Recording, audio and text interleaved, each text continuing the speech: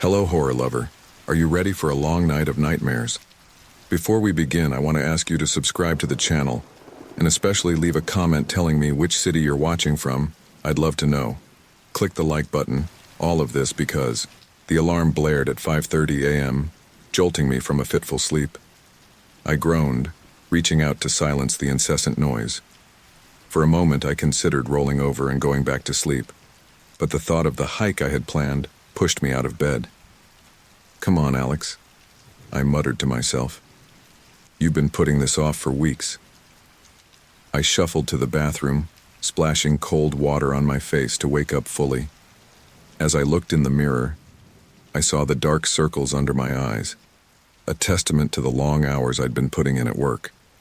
This hike was supposed to be my escape, a chance to reconnect with nature and clear my head. After a quick shower, I dressed in layers: moisture-wicking base layer, fleece jacket, and a waterproof shell. Northern California's weather could be unpredictable, especially in the dense forests I planned to explore. In the kitchen, I brewed a strong cup of coffee and prepared a hearty breakfast of oatmeal with dried fruits and nuts. As I ate, I double-checked my backpack. First aid kit, map, compass, extra water, high-energy snacks, and a fully charged phone. Better safe than sorry. The drive to the trailhead took about an hour. As I left the city behind, the landscape transformed. Urban sprawl gave way to rolling hills, which in turn became thicker patches of forest. The morning fog clung to the treetops, creating an almost mystical atmosphere. I pulled into the small parking lot at the trailhead, just as the sun was beginning to burn off the fog. Only 2 other cars were there, perfect. I was looking forward to some solitude. Stepping out of the car, I took a deep breath. The crisp morning air filled my lungs, carrying with it the scent of pine and damp earth. It was invigorating, washing away the last vestiges of city stress. "This is exactly what I needed," I said aloud, a smile spreading across my face. I shouldered my backpack, locked the car, and approached the trailhead. A wooden sign marked the beginning of the path. Redwood Creek Trail, 8 miles round trip, moderate to difficult terrain, caution advised. With a final check of my laces, I set off down the trail. The path started off wide and well-maintained, gradually narrowing as it wound deeper into the forest. The canopy above grew denser, filtering the sunlight into dappled patterns on the forest floor. The first mile was relatively easy, a gentle incline that got my blood pumping without being too strenuous. I fell into a steady rhythm, my boots crunching softly on the mix of dirt and fallen leaves. As I hiked, I couldn't shake the feeling that something was off. The forest was quiet. Too quiet. Usually, these woods would be alive with the sounds of birds and small animals. But today, an eerie silence hung in the air, broken only by the occasional snap of a twig beneath my feet. I tried to shake off the unease, focusing instead on the beauty around me. Ancient redwoods towered overhead, their massive trunks disappearing into the canopy above.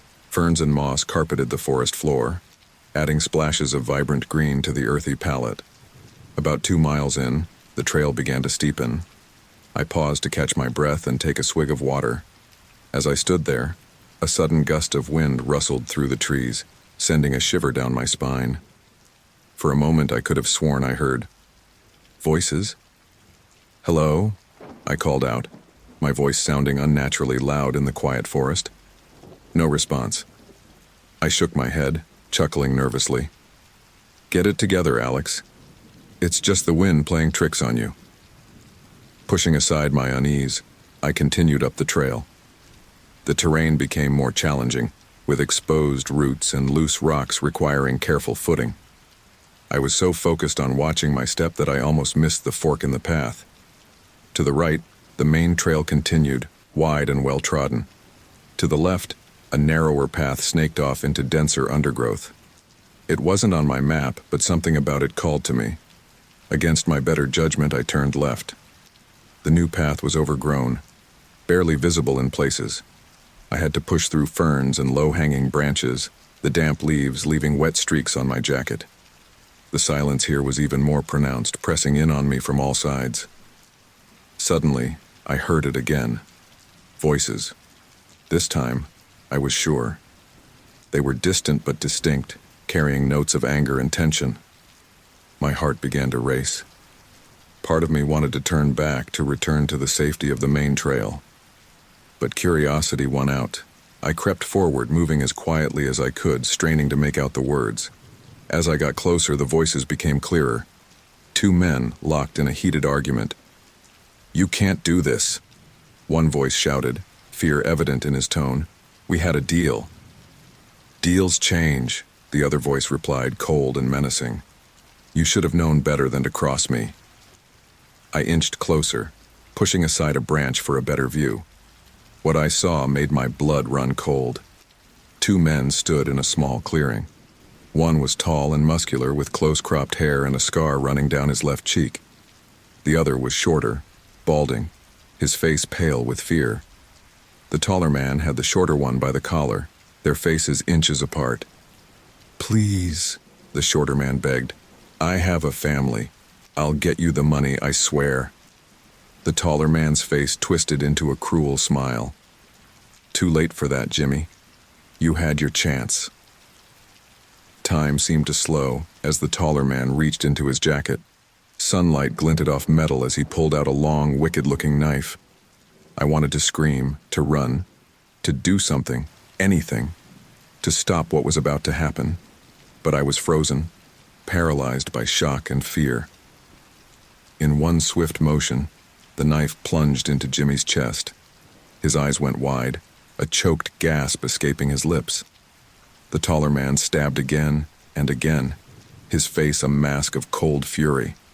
I watched in horror as the life drained from Jimmy's eyes. His body went limp, crumpling to the forest floor like a marionette with its strings cut. The killer stood over his victim, breathing heavily. He looked around, scanning the area, and for a heart-stopping moment, I thought he had seen me. I held my breath, not daring to move a muscle. After what felt like an eternity, he turned back to the body. With a grunt, he grabbed Jimmy's ankles and began to drag him towards a dense patch of underbrush. I remained hidden, my heart pounding so loudly I was sure it would give me away. Leaves rustled and branches snapped as the killer worked to conceal his heinous act. Each sound seemed amplified in the unnatural silence of the forest, driving home the reality of what I had just witnessed. Finally, the noises stopped. The killer emerged from the underbrush, brushing leaves and dirt from his clothes. He took one last look around, then turned and walked away, disappearing into the trees. I stayed frozen in place long after he had gone, afraid that the slightest movement would somehow alert him to my presence. My mind raced, trying to process what I had just seen. This couldn't be real. Things like this didn't happen in real life, not to ordinary people out for a hike. When I finally found the courage to move, my legs trembled so violently I could barely stand. Panic surged through me, propelling me forward. I had to get out of here, had to tell someone what had happened. I crashed through the undergrowth, no longer caring about stealth. Branches whipped at my face, roots threatened to trip me, but I kept going. I had to reach the trailhead, had to find help. As I ran, the full weight of what I had witnessed began to sink in. I had seen a man murdered in cold blood. The killer was still out there, possibly still in these woods, and I was the only one who knew. The once peaceful forest now seemed sinister, every shadow potentially hiding a threat. The silence that had unsettled me earlier now felt oppressive, as if the entire forest was holding its breath, waiting to see what would happen next. I burst out onto the main trail, startling a couple of hikers heading in the opposite direction. "Are you okay?"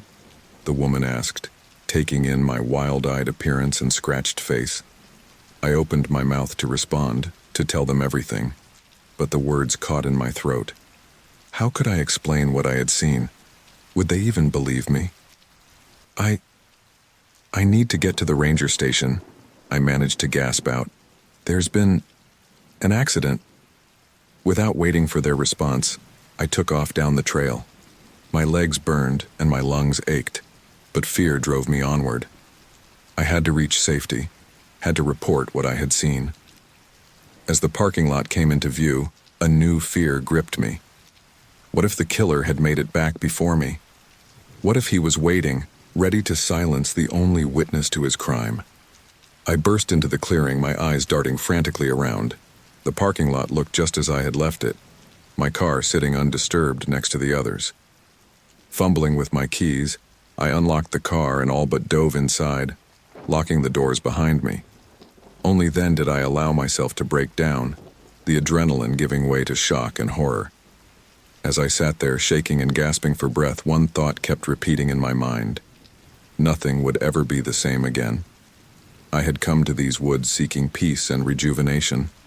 Instead, I had stumbled into a nightmare, one that I feared was only just beginning. My hands shook violently as I fumbled with my phone, desperately trying to dial 911. The events I had just witnessed kept replaying in my mind, a horrific loop I couldn't escape.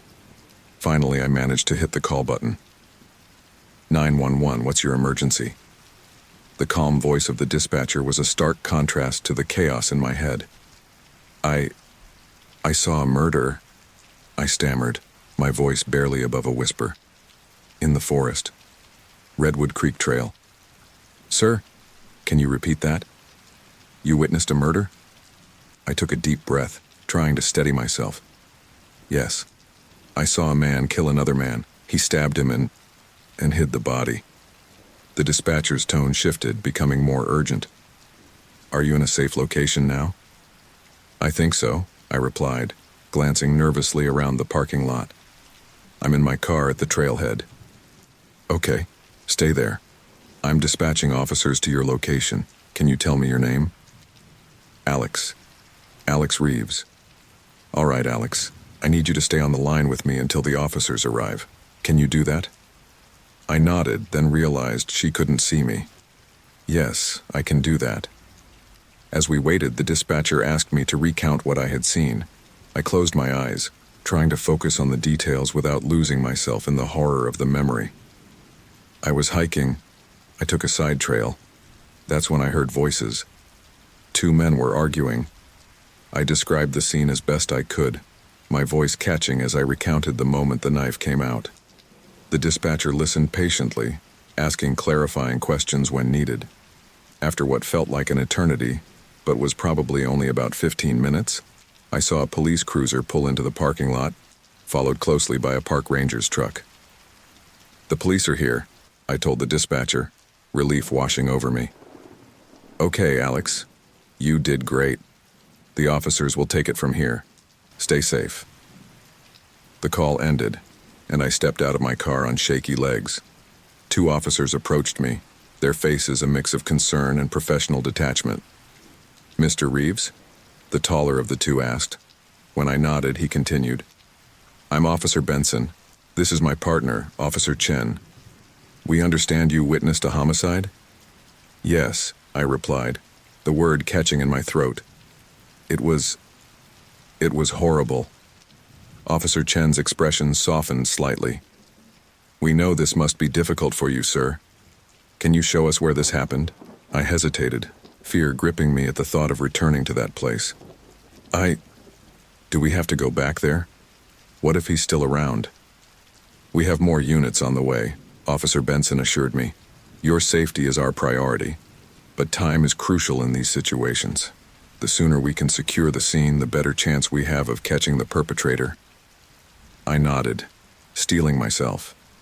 Okay, I'll show you. As we set off down the trail, I couldn't shake the feeling of déjà vu. The forest that had seemed so peaceful just hours ago now felt ominous and threatening. Every rustle of leaves, every snapping twig made me flinch. So, Mr. Reeves, Officer Chen said as we walked, what brought you out here today? I appreciated her attempt at casual conversation, knowing she was trying to keep me calm. Just needed to clear my head. Work's been stressful lately, and I thought a hike would help. And you said you left the main trail? Officer Benson interjected. Yeah, there was a fork. I took the left path. It wasn't on my map, but I don't know. Something about it intrigued me. I let out a bitter laugh. Guess curiosity really did kill the cat. We continued in silence for a while, the only sounds our footsteps and the occasional crackle of the officers' radios. As we neared the location, my heart began to race. "It's just up ahead," I said, my voice barely above a whisper. Officer Benson held up a hand, signaling us to stop. He and Officer Chen exchanged a look. Then Benson spoke into his radio. "Dispatch, this is Officer Benson. We're approaching the reported crime scene, requesting backup to secure the perimeter." A crackled affirmative came through the radio, and we pressed on. As we reached the small clearing, I felt my stomach lurch. It looked so ordinary, so unremarkable. If I hadn't seen it with my own eyes, I never would have believed a man had lost his life here just hours ago. "This is it," I said, pointing to the spot where I had seen the victim fall. He dragged the body over there, into those bushes." The officers immediately went into action, their training taking over. Officer Chen stayed with me while Benson cautiously approached the area I had indicated. "Mr. Reeves," Officer Chen said, her voice gentle but firm, "I need you to walk me through exactly what you saw. Every detail, no matter how small, could be important." I closed my eyes, taking a deep breath. When I opened them, I pointed to a spot near the center of the clearing. The victim was standing there. The killer had him by the collar. They were arguing about money, I think. The victim, Jimmy, the killer called him Jimmy. He was begging, saying he had a family. My voice broke as I continued. Then the killer, he pulled out a knife. It happened so fast, he stabbed him over and over. Jimmy fell right there. I pointed to the spot, half expecting to see a pool of blood, but there was nothing, just leaves and dirt. Officer Benson's voice came from the bushes where he was searching. "Chen, I've got something here. Looks like disturbed earth and... yeah, there's blood." I felt my knees go weak, the reality of the situation hitting me all over again. Officer Chen steadied me with a hand on my arm. "You're doing great, Mr. Reeves. Just a few more questions. Can you describe the killer?" I nodded, forcing myself to focus. Tall, maybe 6'2", muscular build, close-cropped hair, dark, maybe black or dark brown, and he had a scar, a prominent one down his left cheek.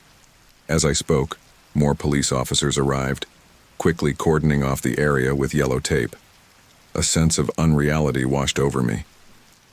This was really happening. I was standing in the middle of a crime scene, describing a killer to the police. "Mr. Reeves," Officer Benson said, approaching us, "we're going to need you to come down to the station to give a formal statement.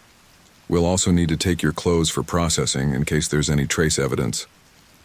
I looked down at myself, suddenly aware of the leaves and dirt clinging to my hiking clothes. Had I inadvertently destroyed evidence in my panicked flight from the scene? Of course," I stammered. "Whatever you need." As we made our way back to the trailhead, the forest was alive with activity. More police officers, crime scene technicians, even a few news vans had arrived. I kept my head down, overwhelmed by it all. At the parking lot, Officer Chen led me to a waiting police car. "We'll have someone bring your vehicle to the station," she assured me. As I slid into the back seat, a thought struck me. "Wait," I said, my voice urgent. "The killer, he's still out there. What if he comes after me? He might have seen me." Officer Benson leaned down to meet my eyes. "Mr. Reeves, I promise you, we're going to do everything in our power to catch this guy. And we'll make sure you're protected. But right now, the best thing you can do is come with us and tell us everything you remember." I nodded, trying to take comfort in his words. But as the car pulled away from the trailhead, I couldn't shake the feeling that my life had irrevocably changed. The peaceful forest that had been my escape had become the setting for a nightmare, and I was now its unwilling protagonist. The drive to the police station was a blur. My mind raced, replaying the events of the day, second-guessing every decision I'd made. Should I have called out when I first heard the voices? Could I have somehow prevented Jimmy's death? Or would I have just ended up another victim? As we pulled into the station parking lot, Officer Chen turned to look at me. "Mr. Reeves," she said, her voice gentle, "I know this is overwhelming, but you did the right thing by coming forward. You're helping us bring a dangerous criminal to justice." I met her eyes, seeing the sincerity there.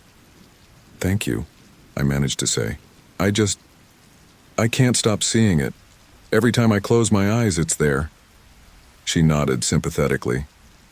"That's normal after what you've been through. We have counselors available if you need to talk to someone." As we entered the station, the reality of my situation truly sank in. I was no longer just Alex Reeves, overworked office drone looking for a peaceful hike. I was now a key witness in a murder investigation. And somewhere out there, a killer was free, possibly aware that his crime had not gone unobserved. The weight of this knowledge settled over me like a shroud as I was led to an interview room. My peaceful Saturday hike had turned into a waking nightmare, and I had a sinking feeling that this was only the beginning. The fluorescent lights of the interview room buzzed incessantly, their harsh glare a stark contrast to the soft, filtered sunlight of the forest. I sat at a metal table, my hands wrapped around a styrofoam cup of lukewarm coffee. My hiking clothes had been replaced with an oversized police department sweatshirt and sweatpants, my own garments now sealed in evidence bags. Detective Sarah Mallory sat across from me, her dark eyes studying me intently. She'd been questioning me for what felt like hours, going over every minute detail of what I'd witnessed. "All right, Mr. Reeves," she said, leaning back in her chair. "Let's go through this one more time. After the stabbing, you say the killer dragged the body into the underbrush. What exactly did you hear?" I closed my eyes, trying to focus on the sounds rather than the horrific images. Leaves rustling, branches snapping. It was loud in the silence of the forest. Each sound seemed to echo. "And you're certain you didn't see where he took the body?" I shook my head. "No, I was too afraid to move. I thought if I made any noise, he'd find me." Detective Mallory nodded, making a note in her file. "That's understandable, Mr. Reeves. Now, after the killer finished concealing the body, what did he do?" "He came back out to the clearing," I said, the memory vivid in my mind. "He brushed himself off, looked around one last time, and then just walked away, like nothing had happened." "And you're sure you didn't see which direction he went?" I hesitated. I think he went north, deeper into the forest, but I can't be certain." Everything was a blur at that point. Detective Mallory sighed, closing her file. "Mr. Reeves, I want to thank you for your cooperation. I know this hasn't been easy." "Have you found anything?" I asked, leaning forward. "The body? Any evidence?" A flicker of something, frustration, concern, crossed the detective's face. "We're still processing the scene. These things take time, especially in an outdoor environment." Before I could press further, there was a knock at the door. Officer Chen poked her head in. "Detective, can I speak with you for a moment?" Detective Mallory excused herself, leaving me alone with my thoughts. The events of the day played on a loop in my head, each replay bringing new questions, new doubts. Had I really seen what I thought I saw? Could I have done something to prevent it? Several minutes passed before the door opened again. Detective Mallory returned, her face unreadable. "Mr. Reeves, we're going to need you to come with us back to the scene." My heart rate spiked. "Back to the forest? Why? Did you find something?" "We just need to verify a few details," she said, her tone carefully neutral. "Officer Chen will drive you." The ride back to the trailhead was tense. Officer Chen attempted small talk, but I was too preoccupied to engage. As we pulled into the parking lot, I was struck by how different it looked. Police tape cordoned off a large area, and several official vehicles were parked haphazardly. Detective Mallory met us at the trail entrance. "This way, Mr. Reeves," she said, leading us down the path. As we approached the area where I'd witnessed the murder, my steps slowed. "Detective?" I said, my voice shaky. "What's going on? Why are we back here?" She stopped, turning to face me. Her expression was a mix of concern and skepticism. "Mr. Reeves, I'm going to be straight with you. We've been over this area with a fine-tooth comb. We've brought in cadaver dogs, and we've found nothing." The words hit me like a physical blow. "Nothing? But that's impossible. I saw it happen right here." "There's no body, Mr. Reeves," she continued. "No blood evidence, no signs of a struggle. Nothing to corroborate your story."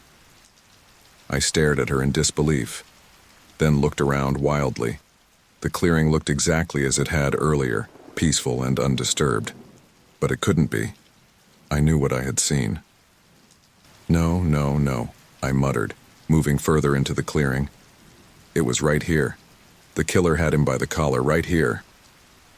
I pointed to a spot on the ground, my voice rising in panic. Officer Chen stepped forward, her hand outstretched as if to calm me. "Mr. Reeves, please try to remain calm." But calm was the furthest thing from my mind.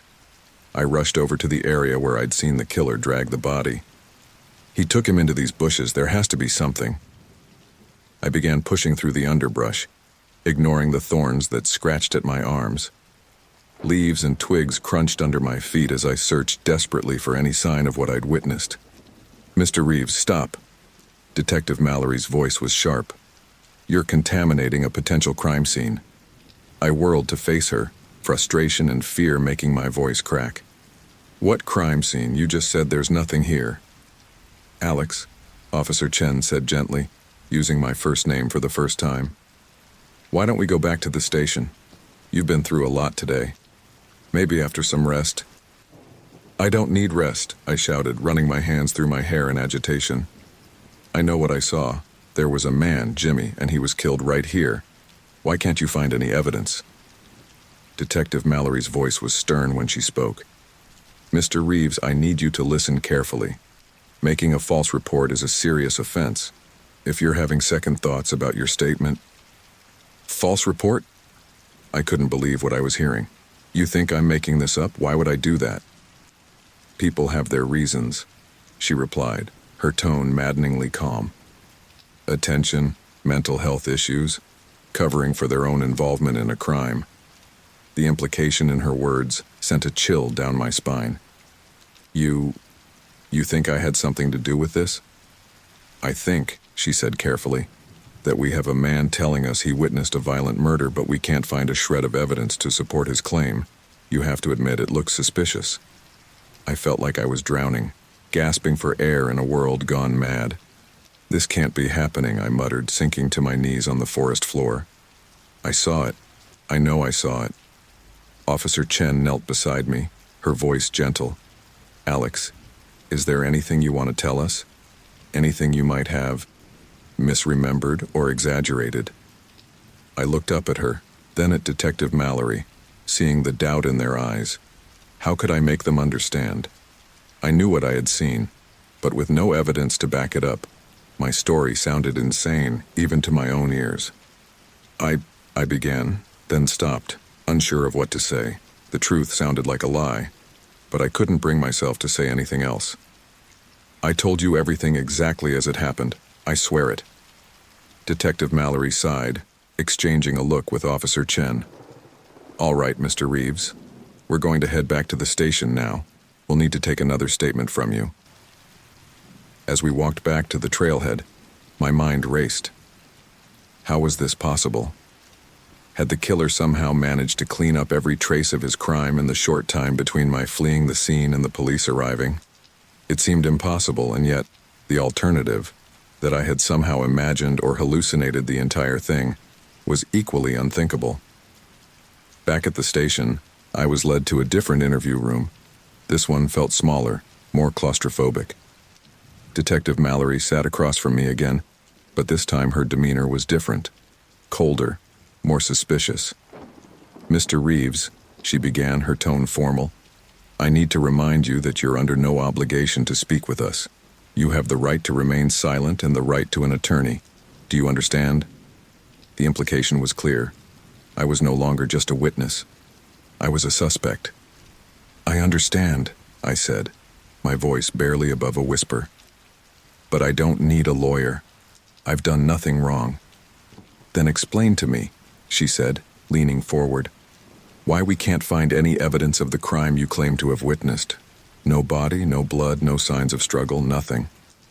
I shook my head, feeling utterly lost. I can't explain it, I don't understand it myself, but I know what I saw, it was real. Mr. Reeves, Alex, she said, her voice softening slightly. Is it possible that the stress you mentioned, the reason for your hike, could it have caused you to see something that wasn't there? I stared at her, the weight of her words sinking in. They thought I was crazy, or lying. Neither option was acceptable. No, I said firmly, meeting her gaze. I am not hallucinating, and I am not lying. A man died today. His name was Jimmy, and someone out there killed him. Just because you can't find the evidence doesn't mean it didn't happen. Detective Mallory held my gaze for a long moment, then nodded. All right, Mr. Reeves. We're going to continue our investigation. In the meantime, I'm going to have to ask you not to leave town. We may have more questions for you. As I was led out of the station, the reality of my situation began to sink in. I had witnessed a horrific crime, but with no evidence to support my claim, I had become a suspect in a murder that officially didn't exist. The killer was still out there, free to strike again, while I was trapped in a nightmare of doubt and suspicion. I stepped out into the evening air, the world around me suddenly feeling alien and threatening. The peaceful day I had planned had twisted into something unrecognizable, and as I hailed a cab to take me home, I couldn't shake the feeling that this was only the beginning of my ordeal. The real horror I feared was yet to come. The cab ride home was a blur of streetlights and shadowy figures. Every person on the sidewalk, every car that passed too close, sent a jolt of panic through my system. By the time I reached my apartment building, my nerves were frayed to the breaking point. I fumbled with my keys, my hands shaking so badly I could barely get the door open. Once inside, I slammed it shut, engaging every lock as if I could somehow bar the outside world and the horrors I'd witnessed from entering. My apartment, usually a haven of comfort, now felt alien and threatening. Shadows lurked in every corner, and the silence pressed in on me like a physical weight. I moved through the rooms, turning on every light, trying to banish the darkness that seemed to follow me. As I stood in my living room, surrounded by the familiar trappings of my life, the events of the day came crashing down on me. My legs gave out and I sank to the floor, my back against the couch as sobs racked my body. This can't be happening, I muttered between gasps. This can't be real. But it was real. The memory of the murder was etched into my mind with horrifying clarity. The glint of the knife, the look of terror on Jimmy's face, the sickening sound of the blade plunging into flesh. It was all there, replaying in an endless loop. I don't know how long I sat there, lost in the nightmare of my memories.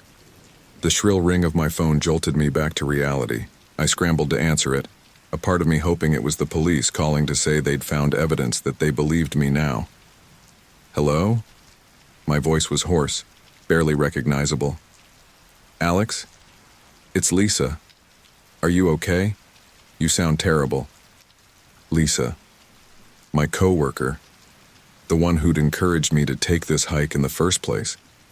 The normalcy of her voice, the reminder of my life before today, nearly undid me again. Lisa, something happened. On the hike. Oh my God, are you hurt? Do you need me to come over? I hesitated. The idea of seeing someone, of not being alone with my thoughts, was tempting. But how could I explain what had happened? Would she even believe me? No, I'm not hurt. It's complicated. I can't really talk about it. Alex, you're scaring me. What's going on? I closed my eyes, fighting back another wave of tears. I'm sorry, Lisa, I need some time. I'll explain everything later, I promise. After reassuring her a few more times that I was physically okay, I ended the call. The brief connection to my normal life only served to highlight how surreal my current situation was. I needed to do something, anything, to occupy my mind. I turned on the TV, flipping through channels until I landed on a local news station. My breath caught as I saw footage of the trailhead where I'd started my hike. Police are investigating a possible crime in Redwood Creek State Park, the newscaster was saying. While details are scarce, sources say a hiker reported witnessing a violent incident. However, police have yet to find any evidence corroborating the claim. I leaned forward, hanging on every word. They were talking about me, about what I'd seen. But the way they phrased it, a possible crime, yet to find any evidence, made it sound like I was some crackpot who'd wasted police resources. The report continued, showing an interview with a park ranger. "We take all reports seriously," he was saying. "But at this time, we have no reason to believe any crime has occurred in the park. We want to assure the public that Redwood Creek remains a safe place for hikers and nature enthusiasts." "No," I shouted at the TV. "It's not safe. There's a killer out there." But my protests fell on deaf ears. The report moved on to other news, leaving me feeling more alone and doubted than ever. I paced my apartment, alternating between rage at the disbelief I was facing and paralyzing fear that the killer might somehow find me. Every creak of the building, every distant siren sent my heart racing. As the night wore on, exhaustion began to set in. But the thought of sleep, of closing my eyes and potentially reliving the horrors I'd witnessed, was terrifying. I made a pot of coffee, determined to stay awake, to keep watch. Around 3 a.m., a knock at my door nearly sent me jumping out of my skin. I approached cautiously, peering through the peephole. Detective Mallory stood in the hallway, her expression grim. With shaking hands, I opened the door. "Detective? What's going on?" She held up a hand, silencing me. "Mr. Reeves, I need you to come with me. We have some new information about your incident." My heart leapt. "You found something? Evidence?" Her face remained impassive. "We need to discuss this at the station. Please come with me." The ride to the police station was tense, filled with an oppressive silence. My mind raced with possibilities. Had they found the body? Caught the killer? Or had they found something to implicate me? At the station, Detective Mallory led me to an interview room, different from the ones I'd been in before. This one was smaller, more claustrophobic. A large mirror dominated one wall. An observation window, I realized with a start. "Have a seat, Mr. Reeves," Detective Mallory said, gesturing to a chair. She remained standing, looming over me. "We've been doing some digging into your background." I swallowed hard. "My background? I don't understand. What does that have to do with the murder I witnessed?" She ignored my question, instead pulling out a file. "You've been under a lot of stress at work lately, haven't you, Mr. Reeves? Your supervisor reports that you've been distracted, irritable. You've missed deadlines, snapped at coworkers." "What? I mean, yes, work has been stressful, but..." "And you've been seeing a therapist," she continued, cutting me off. "Dr. Sarah Goldstein. You've been treated for anxiety and depression." I felt my face flush with anger and embarrassment. "That's private medical information. You have no right..." "We have every right when investigating a potential crime," she said, her voice hard. "Mr. Reeves, is it possible that the stress you've been under, combined with your mental health issues, could have caused you to imagine things? To see something that wasn't there?" I stared at her in disbelief. "Are you saying you think I hallucinated a murder? That's insane. I know what I saw." Detective Mallory sighed, finally taking a seat across from me. "Alex, listen to me. We've combed that area of the park. We've used cadaver dogs, forensic teams, everything at our disposal. There is no evidence of any crime. No body, no blood, no signs of struggle. Nothing."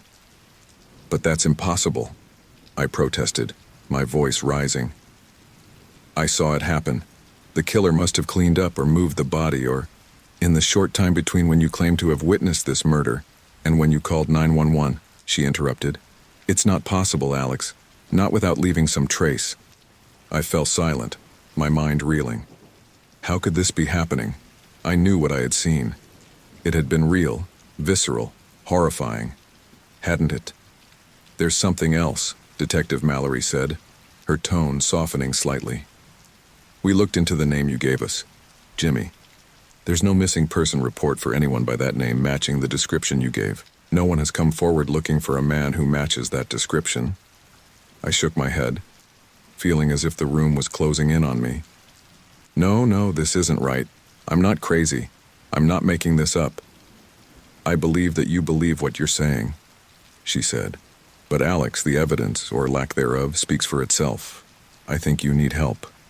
Professional help." Tears of frustration and fear welled up in my eyes. "So that's it? You're just going to write this off? There's a killer out there and you're doing nothing." Detective Mallory stood gathering her files. "Mr. Reeves, at this point we have no choice but to conclude that no crime has been committed. However," she added, seeing my look of despair, "we will keep the case open for now. If any new evidence comes to light, we'll investigate fully." As she moved to leave, a thought struck me. Wait. My clothes, the ones I was wearing that day. There must be evidence on them. Blood or dirt from where I was hiding. Something. She paused at the door. "We've processed your clothing, Mr. Reeves. There was nothing out of the ordinary. Just typical dirt and plant matter you'd expect from a hike." With that, she left, leaving me alone in the small room. I sat there, my world crumbling around me. They didn't believe me. Worse, they thought I was losing my mind. Eventually, an officer came to escort me out of the station. As I stepped into the early morning light, I felt utterly lost. The world around me continued as normal. People heading to work, cars honking in traffic, life going on.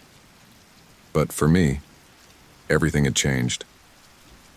I hailed a cab, giving the driver my address mechanically. As we drove through the awakening city, I caught my reflection in the window. I looked haggard, wild-eyed, like a man on the edge. Maybe I was, but one thought kept repeating in my mind, a mantra I clung to as my reality threatened to unravel. I know what I saw.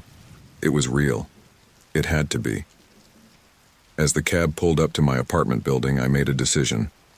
If the police wouldn't believe me, if they wouldn't look for the killer, then I would. Somehow, some way, I would find the truth. I had to, for my own sanity, and for Jimmy, wherever he was. Little did I know, this decision would plunge me even deeper into a world of danger, doubt, and paranoia. The search for truth would come at a cost, one I couldn't even begin to imagine, as I climbed the stairs to my apartment, determined to uncover what really happened in those woods. The days following my second interview with Detective Mallory blurred together in a haze of sleepless nights and paranoid days. I called in sick to work, unable to face the normalcy of my job when my entire world had been turned upside down. My apartment, once a sanctuary, now felt like a prison. Every shadow held a potential threat. Every noise, a car backfiring, a door slamming, a dog barking, sent my heart racing. I found myself constantly checking and rechecking the locks on my doors and windows, peering through the blinds at the street below, searching for... what? The killer? The police? I wasn't even sure anymore. On the third day of my self-imposed isolation, a knock at the door nearly sent me jumping out of my skin. I approached cautiously, my hand shaking as I looked through the peephole. It was Lisa, my co-worker, concern etched on her face. For a moment, I considered not answering. But the thought of human contact, of someone who might believe me, was too tempting to resist. I opened the door, wincing at the sound of the chain scraping against metal. "Alex?" Lisa's eyes widened as she took in my appearance. "My God, you look terrible. What's going on?" I ushered her in quickly, checking the hallway before closing and locking the door. "Lisa, I don't even know where to begin." She set down the bag she was carrying. Takeout, I realized, the smell of Chinese food filling the apartment. and turned to face me. Start at the beginning. What happened on that hike? So I told her. Everything. The argument I overheard, the stabbing, the body being dragged away, the police investigation that turned up nothing, the accusations of mental instability. As I spoke, I could see the disbelief creeping into her eyes, and it felt like a knife twisting in my gut.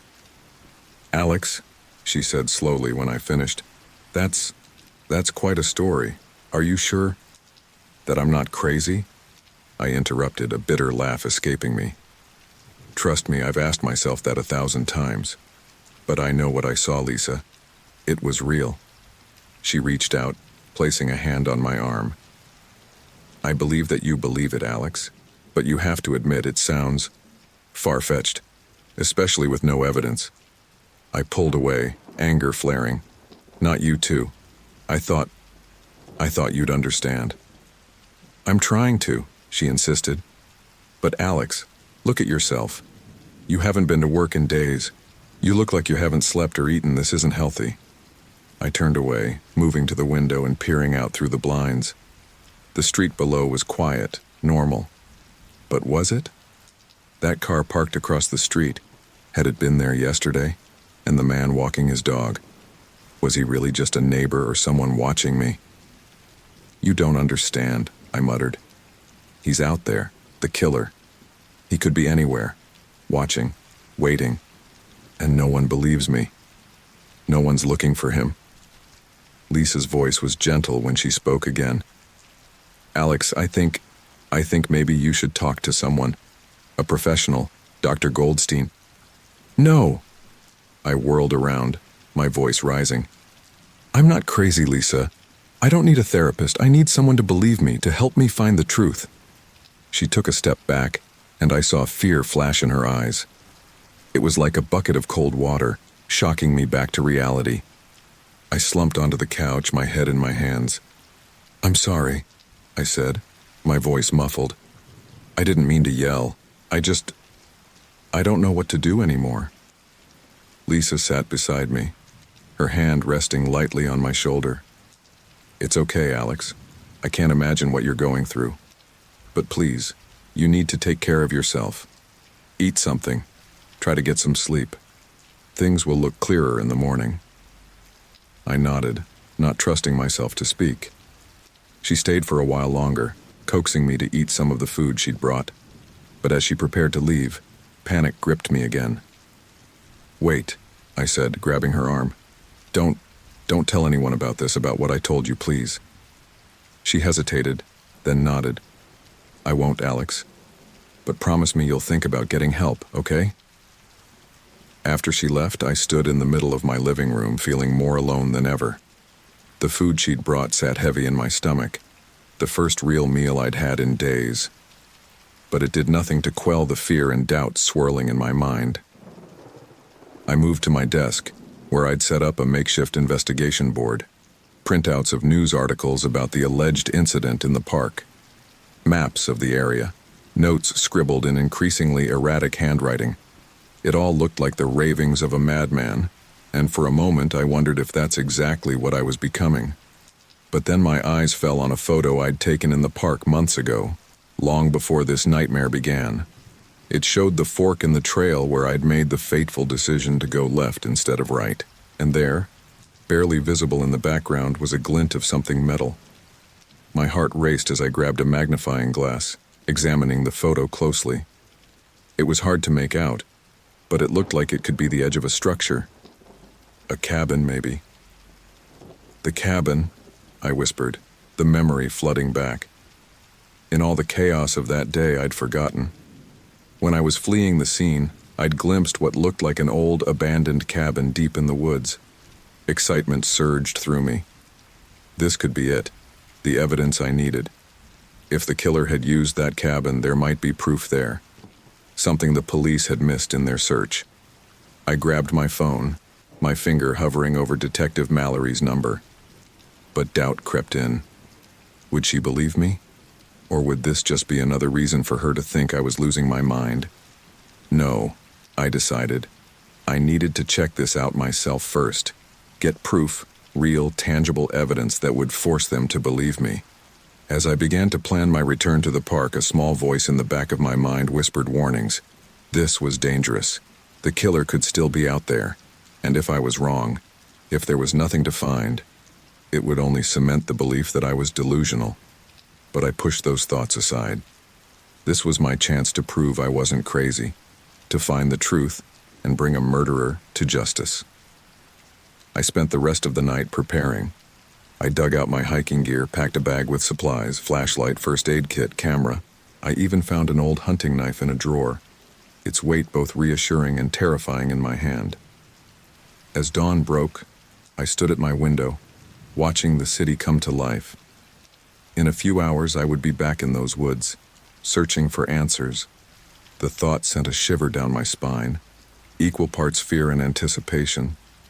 A car alarm went off down the street and I flinched, my nerves still on edge. As I watched, a man in a dark jacket approached the car, silencing the alarm. For a moment, our eyes met across the distance and my breath caught in my throat. Did he look familiar? Was that a scar on his cheek? I blinked, and the moment passed. The man got in his car and drove away, just another early morning commuter, but the seed of doubt had been planted. Get it together, Alex, I muttered to myself, moving away from the window. You can't suspect everyone. But as I finished my preparations and headed out, I couldn't shake the feeling that I was being watched. Every person I passed on the street, every car that drove by, were they just going about their day, or were they following me? By the time I reached the park entrance, my nerves were frayed to the breaking point. The trailhead looked the same as it had that fateful day, peaceful and inviting, but now I knew the dangers that lurked beyond. As I set off down the trail, my backpack heavy with supplies and my mind heavy with purpose, I tried to focus on the task at hand. Find the cabin, look for evidence, prove I wasn't crazy. But with each step deeper into the forest, the doubts crept back in. What if I was wrong? What if this was all in my mind? What if I was walking into danger, alone and unprepared? The snapping of a twig behind me made me whirl around, my heart pounding. But there was nothing there, just trees and shadows. Focus, Alex, I whispered to myself, turning back to the trail. You can do this. You have to do this. As I continued on, the forest seemed to close in around me, both familiar and menacing. Every sound, every shadow held the potential for danger, or for answers. And somewhere ahead, I hoped, lay the truth that would set me free from this nightmare. Little did I know, the real nightmare was just beginning. The forest loomed around me, a maze of towering redwoods and dense underbrush. Every step deeper into the woods sent a shiver down my spine, memories of that fateful day flooding back with brutal clarity. The chirping of birds and rustling of leaves, once soothing, now felt ominous, nature's soundtrack to my growing paranoia. I paused at the fork in the trail, my breath catching in my throat. To the right, the main path continued, well-trodden and safe. To the left, the narrow, overgrown trail that had led me to witness a murder. Or had it? The seed of doubt planted by the police and Lisa threatened to take root, but I pushed it aside. I knew what I saw. I had to believe that. Taking a deep breath, I turned left. The path was even more overgrown than I remembered, nature reclaiming it in the weeks since my last visit. Branches clawed at my clothes, thorns scratched my exposed skin. But I pressed on, driven by a desperate need for answers. After what felt like hours of hiking, I reached the small clearing where I had witnessed the murder. My heart raced as I stepped into the open space, half expecting to see the gruesome scene play out before me again. But the clearing was peaceful, undisturbed. No sign of the violence I knew had occurred here. This is where it happened, I muttered to myself, my voice sounding unnaturally loud in the quiet forest. Right here. I dropped my backpack and began to search the area methodically, looking for anything the police might have missed. A scrap of cloth, a drop of blood, anything that could prove I wasn't crazy. But as the minutes ticked by, my frustration grew. There was nothing. Just as I was about to give up, a glint of metal caught my eye. Hidden beneath a layer of leaves and dirt was a small object. With trembling hands, I brushed away the debris, revealing a cufflink. It was silver, engraved with the initials JM. Jimmy, I breathed, excitement surging through me. This was it, proof that I hadn't imagined everything. I carefully bagged the cufflink, my mind racing with possibilities. Why hadn't the police found this? Or had they, and chosen to ignore it? Renewed energy coursed through me as I continued my search, pushing deeper into the underbrush where I had seen the killer drag the body. The vegetation was thick here, making progress slow and painful, but I was determined. Suddenly, my foot caught on something, sending me sprawling to the ground. I turned, ready to untangle myself from a root or vine, but what I saw made my blood run cold. Poking out from beneath the leaf litter was a human finger bone. "Oh, God," I gasped, scrambling backward. My hand shook as I reached for my phone, ready to call Detective Mallory, but as my finger hovered over her number, doubt crept in. Would she believe me this time? Or would this just be another reason for her to think I was losing my mind? No, I decided. I needed more. Irrefutable evidence that even the most skeptical detective couldn't ignore. With a deep breath to steady myself, I began to carefully clear away more of the forest debris. What I uncovered made my stomach churn. More bones, scattered and partially decomposed. This wasn't just a murder. It was a makeshift grave. As I worked, a twig snapped behind me. I whirled around, my heart pounding. "Who's there?" I called out, my voice cracking with fear. No response came, but I could have sworn I saw a shadow move between the trees. Was it the killer, returning to the scene of the crime? Or was my paranoia finally getting the best of me? I quickly gathered what evidence I could, snapping photos with shaking hands and collecting small samples in plastic bags I'd brought. Just as I was finishing, I heard it again, the unmistakable sound of footsteps approaching. Panic seized me. I shoved the evidence into my backpack and took off running, crashing through the underbrush with no regard for stealth. Branches whipped at my face. Roots threatened to trip me, but I kept going, driven by pure adrenaline. I don't know how long I ran before I finally collapsed, gasping for air. As I lay there on the forest floor, trying to catch my breath, the reality of what I'd discovered began to sink in. I had evidence now, real, tangible proof that a crime had been committed. But at what cost? Had I just made myself a target? Once I had regained my composure, I realized with a sinking feeling that I had no idea where I was. In my panic, I had run blindly, and now found myself in an unfamiliar part of the forest. The trees seemed to press in closer here, the canopy above blocking out most of the sunlight. As I was trying to get my bearings, I spotted something through the trees, a structure of some kind. My heart leapt. Could this be the cabin I had glimpsed in that old photo? Cautiously, I made my way towards it. As I got closer, I could see it was indeed a cabin, old and seemingly abandoned. The wood was weathered, the windows grimy and cracked. It looked like something out of a horror movie. I approached slowly, every sense on high alert. The door creaked ominously as I pushed it open, revealing a dark interior. I fumbled for my flashlight, its beam cutting through the gloom to reveal a Spartan living space, a rickety table, a few chairs, a rusty wood stove in the corner. "Hello?" I called out, my voice echoing in the empty space. No response came, but I couldn't shake the feeling that I wasn't alone. As I explored the cabin, my flashlight beam caught something on the floor, drag marks leading to a trapdoor. My heart raced as I approached it. This had to be it, the killer's lair, where he had hidden the body. With trembling hands, I reached for the handle of the trapdoor. Just as my fingers touched the cold metal, a voice behind me made me freeze. "I wouldn't do that if I were you." I spun around, my flashlight beam illuminating a figure standing in the doorway. It was a man, tall and broad-shouldered, his face hidden in shadow. but even in the dim light I could see the scar running down his left cheek. "You," I gasped, recognition and terror washing over me. "You're the killer." The man stepped forward, and I scrambled back, my back hitting the wall. Now, he said, his voice unnervingly calm. "Let's not jump to conclusions. Why don't you tell me what you're doing out here, all alone in these dangerous woods?" My mind raced, searching for a way out of the situation. Should I lie? Try to bluff my way out? Or make a run for it? But before I could decide, the man spoke again. "You're him, aren't you? The hiker who saw something he shouldn't have. I've been wondering when you'd show up again."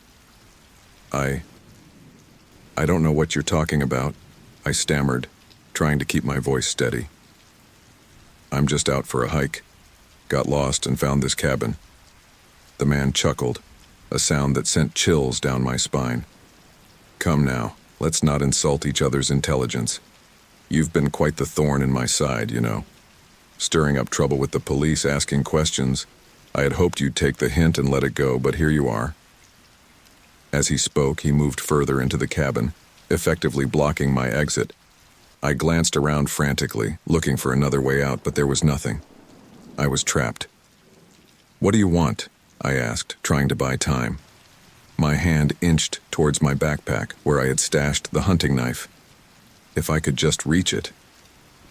The man's eyes followed my movement, a smirk playing on his lips. "I want what any man wants. To protect what's mine. You see, you stumbled into something much bigger than a simple murder in the woods. And now, well, I'm afraid you've left me with quite the dilemma." My fingers closed around the handle of the knife, a small comfort in this nightmare scenario. "I have evidence," I blurted out. "Photos, samples. The police will find it all if anything happens to me." For a moment, uncertainty flickered across the man's face, but then he laughed, a harsh, mirthless sound. "Oh, I doubt that very much. From what I hear, the police think you're losing your mind. Who's going to believe the ravings of a madman?" As he spoke, he took another step forward. I tensed, ready to defend myself. But before either of us could make a move, a new voice cut through the tension. "SFPD, hands where I can see them." We both turned to see Detective Mallory standing in the doorway, gun drawn and pointed at the man. Relief flooded through me, quickly followed by confusion. How had she found me? The man raised his hands slowly, his face a mask of calm confidence. "Detective," he said smoothly, "I'm glad you're here. I was just about to call you. I'm afraid I've caught a trespasser on my property." Detective Mallory's eyes flicked between us, her gun unwavering. "Mr. Reeves," she said, addressing me, "are you all right?" I nodded, not trusting my voice. The adrenaline that had been keeping me going was starting to fade, leaving me shaky and exhausted. "Good," she said. "Now, both of you, out of the cabin. Slowly." As we stepped out into the fading daylight, I saw that Detective Mallory wasn't alone. Several police cars were parked nearby, officers securing the area. How much had they heard? How long had they been watching? As an officer handcuffed the man with the scar, Detective Mallory turned to me. "Mr. Reeves, we have a lot to talk about. But first, I think you should sit down. You look like you're about to collapse." I nodded weakly, the events of the day finally catching up with me. As I sank to the ground, leaning against a tree, I couldn't help but wonder, was this the end of my nightmare, or just the beginning of a new one? The forest around us buzzed with activity as more officers arrived, securing the scene and beginning their investigation. But all I could focus on was the man with the scar, now being led to a police car. As he passed me, he turned, his eyes locking with mine. And in that moment I knew with chilling certainty that this was far from over. The fluorescent lights of the police station buzzed incessantly, their harsh glare a stark contrast to the dim forest light I had become accustomed to over the past few hours. I sat in an uncomfortable plastic chair, a scratchy blanket draped over my shoulders, clutching a styrofoam cup of lukewarm coffee. The events at the cabin played on a loop in my mind. each replay bringing new questions and a renewed sense of dread. Detective Mallory sat across from me, her face a mask of professional concern. "Mr. Reeves," she began, her voice gentler than I'd ever heard it. "I owe you an apology. We should have taken your claims more seriously from the beginning." I looked up, meeting her eyes. "What changed? Why were you out there today?" She sighed, running a hand through her hair. "We received an anonymous tip. Someone called in, said they had information about a murder in Redwood Creek Park. They mentioned your name, said you were in danger." My mind raced. An anonymous tip? Who could have known? "What did they say exactly?" "Not much," Mallory admitted. "Just that there was evidence at an old cabin in the woods and that you were likely to find it. They seem to know a lot about you and your obsession with this case." I bristled at the word obsession, but let it slide. "And the man you arrested? Who is he?" Mallory's expression tightened.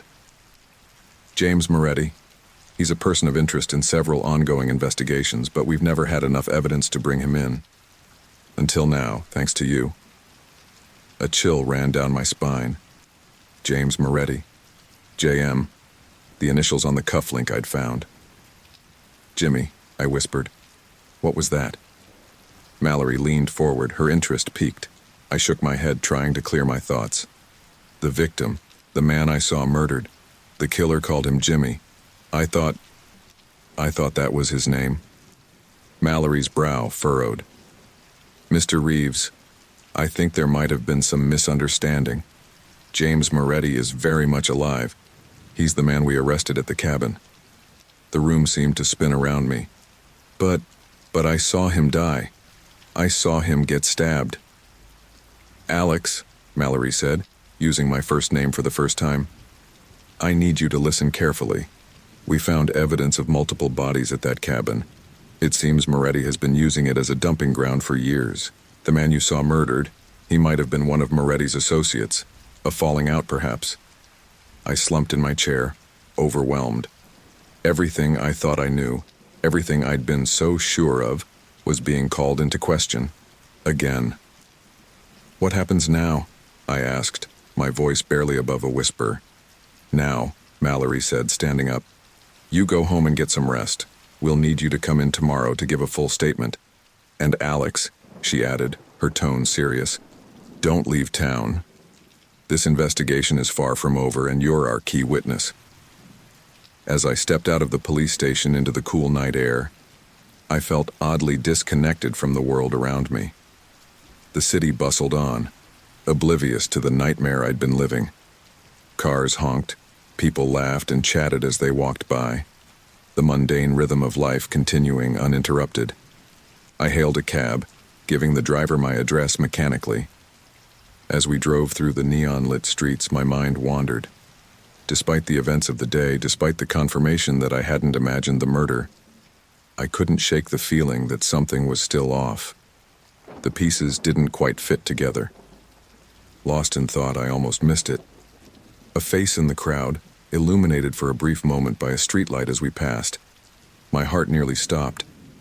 "Stop the car," I shouted, startling the driver. "What, here?" he asked, confused. "Yes, here now." I threw some bills at him and jumped out before the cab had fully stopped. I ran back down the street, pushing through the crowd, my eyes scanning frantically. There, a glimpse of a familiar profile, turning down an alley. Without thinking, I followed. The alley was dark, littered with trash and puddles of questionable liquid. The figure ahead moved quickly, purposefully. I tried to keep up while maintaining some distance, my heart pounding in my ears. The alley opened up into a small courtyard, dimly lit by a single flickering street lamp. The figure stopped, and I pressed myself against the wall, trying to stay hidden in the shadows. "I know you're there," a voice called out, sending a shiver down my spine. "You might as well come out." Swallowing hard, I stepped into the light. The man turned, and I found myself face to face with myself.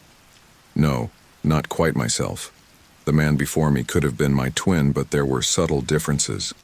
His hair was slightly longer, his build a bit more muscular, and his eyes, they held a hardness, a coldness that I hoped never to see in my own. Who are you?" I managed to stammer out. The man smirked, an expression that looked alien on a face so similar to my own. "I'm you, Alex. Or rather, I'm who you could have been." My mind reeled. This couldn't be real. Had I finally snapped? Was this some sort of psychotic break? "This isn't possible," I said, more to myself than to him. "Oh, it's possible," he replied, taking a step closer. "You see, Alex, reality isn't as simple as you think. There are, let's call them branches, different versions of our lives playing out in parallel." I shook my head, trying to clear it. "You're saying you're, what? Me from another universe?" He chuckled. "Something like that. In my world, things went a bit differently that day in the woods. I didn't run. I didn't call the police. I made a different choice." A chill ran down my spine as the implications of his words sank in. You joined them? The killers?" "I prefer to think of it as survival," he said, his tone casual, as if discussing the weather. "You see, in my world, Moretti caught me watching, but instead of killing me, he made me an offer, and I took it." I felt sick. The idea that any version of me could align with a murderer was horrifying. "Why are you here? In my reality?" His expression turned serious. "To warn you, believe it or not. You're in danger, Alex. More danger than you can possibly imagine." "From Moretti?" I asked, thinking of the man arrested at the cabin. He laughed, a harsh, mirthless sound. "Moretti is small fry, a pawn in a much larger game. No, the real threat is much bigger, much more insidious." "What are you talking about?" I demanded, frustration overriding my fear. "What game? What threat?" He stepped closer, his voice dropping to a near whisper. "Think, Alex. Why would someone who looks exactly like you be able to move between realities? This goes beyond mere crime. We're talking about forces that can bend the very fabric of existence." My head spun. This was too much, too insane to comprehend. "I don't understand," I said weakly. "No, you don't," he agreed. "But you will. Soon you'll have no choice but to understand." A siren wailed in the distance, making us both turn. When I looked back, he was already moving, heading towards the other end of the courtyard. "Wait," I called out. "You can't just leave. I have so many questions." He paused, looking back over his shoulder. "Be careful who you trust, Alex. Even those closest to you might not be what they seem. And whatever you do, don't ignore the signs. They're everywhere, if you know how to look." With that cryptic warning, he disappeared into the shadows, leaving me alone in the flickering light. I stood there for what felt like hours, my mind struggling to process what had just happened. Was any of this real? Had I imagined it all? Or was I truly caught up in something far beyond my understanding? As I finally made my way home, the city around me seemed different. Every shadow held potential secrets. Every passerby a possible threat or ally. The world I thought I knew had been irrevocably changed. Entering my apartment, I went straight to the mirror, studying my reflection intently. The face that looked back at me was my own, familiar and yet now somehow strange. How many other versions of me were out there? What choices had they made? What paths had they taken? I thought of the evidence I'd gathered, the arrest of Moretti, the bodies found at the cabin. It all seemed so straightforward just hours ago. Now, I wasn't sure of anything. As I sank onto my bed, exhaustion finally overtaking me, one thought kept repeating in my mind. Be careful who you trust. The warning echoed in my head, a mantra that I knew would shape every interaction, every decision from this point forward. Sleep came fitfully, filled with dreams of dark woods, flickering realities, and 1,000 versions of myself, each making choices that rippled across universes. And through it all, a sense of impending doom. of a threat so vast and incomprehensible that it defied imagination. When I awoke the next morning, the world seemed deceptively normal. Sunlight streamed through my window. The sounds of the city beginning its day drifted up from the street below. But I knew that nothing would ever be truly normal again. As I prepared to head to the police station to give my statement, I couldn't shake the feeling that I was standing on the precipice of something monumental. The murder I'd witnessed, the arrest of Moretti, my encounter with my doppelganger, they were all pieces of a puzzle I was only beginning to see. Whatever was coming, whatever forces were at play, I knew one thing for certain: my life would never be the same. The question was, would I be ready for what came next? The morning sun streamed through the blinds, casting long shadows across my living room. I sat at my desk, staring at the blank statement form the police had given me. How could I possibly put into words what I had experienced? The murder in the woods, the cabin, the arrest of Moretti, and now, the impossible encounter with my doppelganger. My pen hovered over the paper, trembling slightly. A sharp knock at the door made me jump, splattering ink across the pristine white form. Cursing under my breath, I approached the door cautiously, peering through the peephole. The hallway was empty. Heart racing, I opened the door a crack, chain still in place. There, on the welcome mat, sat a plain white envelope. No postmark, no return address. Just my name, printed in block letters. I snatched it up quickly, shutting and locking the door behind me. The envelope felt light, containing only a single sheet of paper. With shaking hands, I tore it open and unfolded the note inside. Forget what you saw, or you're next. The words, cut from magazine letters and pasted onto the paper, seemed to burn into my retinas. A wave of nausea washed over me as the full implication of the message sank in. They knew where I lived. They knew my name. The killer, or killers, had found me. I stumbled to the bathroom, barely making it to the toilet before emptying the contents of my stomach. As I rinsed my mouth, I caught sight of my reflection in the mirror, pale, wide-eyed, a sheen of sweat on my forehead. I hardly recognized myself. "Get it together, Alex," I muttered, splashing cold water on my face. "Think. What would Detective Mallory do?" The answer came immediately. Document everything. I grabbed my phone and snapped photos of the envelope and the note, making sure to capture every detail. Then, with a deep breath, I dialed the detective's number. "Mallory," came the curt answer after 2 rings. "Detective, it's Alex Reeves. I've received a threat." There was a pause, then, "Stay where you are. I'm on my way." The next hour was a blur of activity.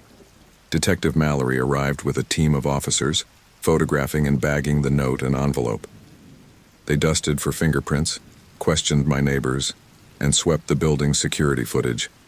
As an officer finished taking my statement, Mallory pulled me aside. "Mr. Reeves, I'm going to be frank with you. This threat is serious. We believe Moretti has connections, powerful ones. You may have stumbled into something much bigger than a simple murder." I laughed bitterly. "You have no idea." She raised an eyebrow. "Is there something you haven't told us?" I hesitated. How could I possibly explain my encounter with my doppelganger, the talk of parallel realities and larger forces at play? She'd think I was insane. "No," I lied, hating myself for it. "Nothing concrete. Just a feeling that this goes deeper than we realize." Mallory studied me for a moment, her expression unreadable. "We're going to assign you police protection. An officer will be stationed outside your apartment 24/7. And Alex," she added, her voice softening slightly, "be careful. Don't take any unnecessary risks." As the police team packed up and left, I found myself alone in my apartment once again. But now, the space that had once been my sanctuary felt like a prison. Every creak of the building, every distant siren set my nerves on edge. I paced restlessly, my mind racing. The warning from my other self echoed in my head. Be careful who you trust. But who could I trust? The police? My friends? Myself? A ping from my phone startled me out of my spiraling thoughts. A text from an unknown number. Meet me at Crissy Field. 1 hour. Come alone. I have information you need. My heart pounded as I stared at the message. Every instinct screamed that this was a trap. And yet, what if it wasn't? What if this was the key to unraveling the mystery I'd found myself entangled in? I glanced at the door, knowing that just beyond it sat an officer, tasked with keeping me safe. If I left, I'd be directly disobeying Detective Mallory's orders, but the pull of potential answers was too strong to resist. Decision made, I grabbed my jacket and keys. I scribbled a quick note. Gone for a walk, needed air, and slipped it under the door for the officer. Then, heart in my throat, I made my way to the fire escape. The journey to Crissy Field was tense. Every passing car, every stranger on the street was a potential threat. By the time I arrived at the windswept park, my nerves were frayed to the breaking point. I scanned the area, searching for... what? I realized I had no idea who I was meeting or how I would recognize them. As I stood there, feeling exposed and vulnerable, a voice behind me made me jump.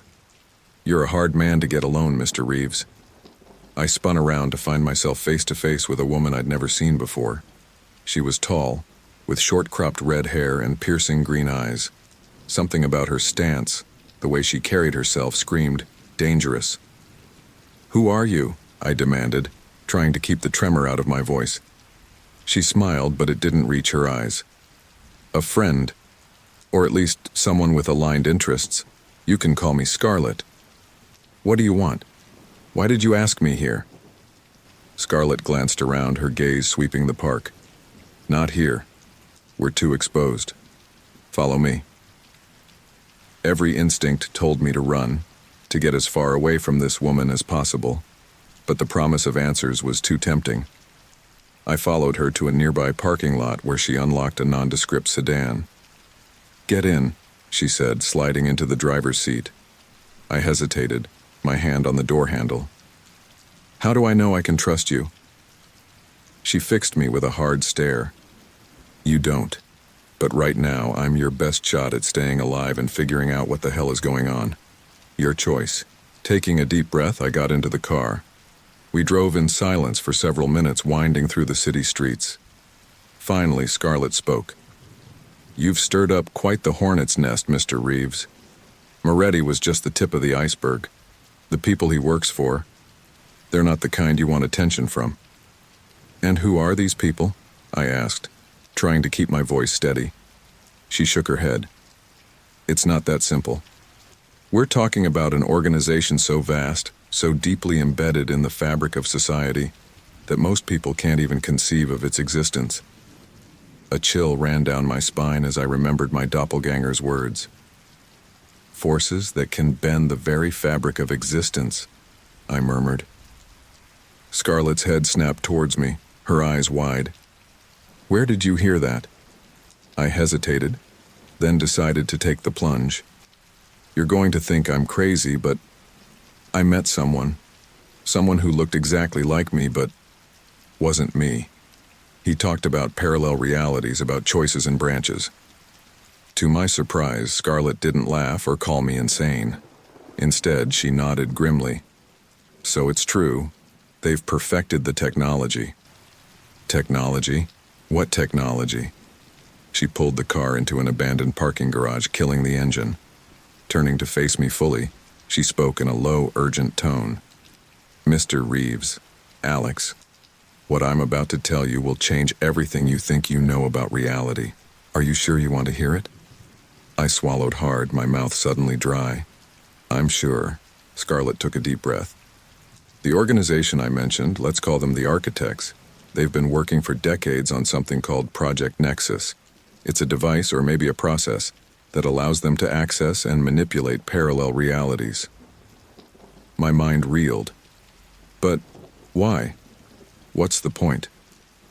Power, she said simply. Imagine being able to see every possible outcome of every decision, to cherry-pick the best results from infinite realities. They could shape the world, all worlds, to their liking. And Moretti, the murder I witnessed? Scarlett's expression darkened. A test run, we believe. They needed to see if they could successfully insert someone from one reality into another. Your doppelganger. He was the subject of that test. I felt sick. So the man I saw murdered was likely the you of this reality, she finished, replaced by a version of you more amenable to their plans. The implications were staggering. My head spun as I tried to process it all. Why are you telling me this? Who are you really? Scarlett's lips curved into a grim smile. I'm part of a group working to stop the architects. We call ourselves the Guardians, and we need your help, Alex. You're a wild card, a variable they didn't account for.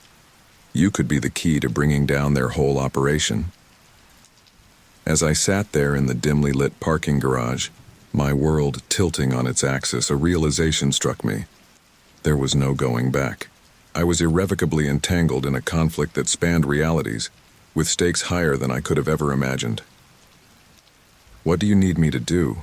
I asked, my voice barely above a whisper. Scarlett reached into her jacket, pulling out a small, strange device. It looked like a cross between a smartphone and a complex scientific instrument. This, she said, is a reality anchor. It'll protect you from their attempts to overwrite you with other versions of yourself. Keep it with you at all times. As I took the device, its weight felt far greater than its physical mass. It was a tangible reminder of how far down the rabbit hole I'd fallen. And now? I asked, looking up at Scarlett. Her green eyes met mine, filled with a mixture of determination and something that might have been pity. Now, Alex, we fight. For our reality, and for all realities. Are you ready? As I nodded, I couldn't shake the feeling that I was agreeing to something far beyond my understanding, but I also knew that I had no choice. The path ahead was fraught with danger, filled with enemies I couldn't even begin to comprehend. But it was the only path forward. I'm ready, I said, surprised by the steadiness in my voice. As we pulled out of the parking garage and back into the bustling city, I clutched the reality anchor tightly. Whatever came next, whatever impossible challenges lay ahead, I was committed now. The fight for reality, for all realities, had begun. The reality anchor felt heavy in my pocket as I paced my apartment, its presence a constant reminder of the bizarre turn my life had taken. It had been 3 days since my meeting with Scarlett, and the world around me seemed both familiar and alien. Every passerby on the street, every news headline, every mundane interaction now carried the weight of potential cosmic significance. I hadn't heard from Scarlett since our meeting, and the silence was maddening. The police protection outside my door remained, a fact that both comforted and unnerved me. Were they really there to protect me, or to keep an eye on me for the architects? A sharp knock at the door jolted me from my thoughts.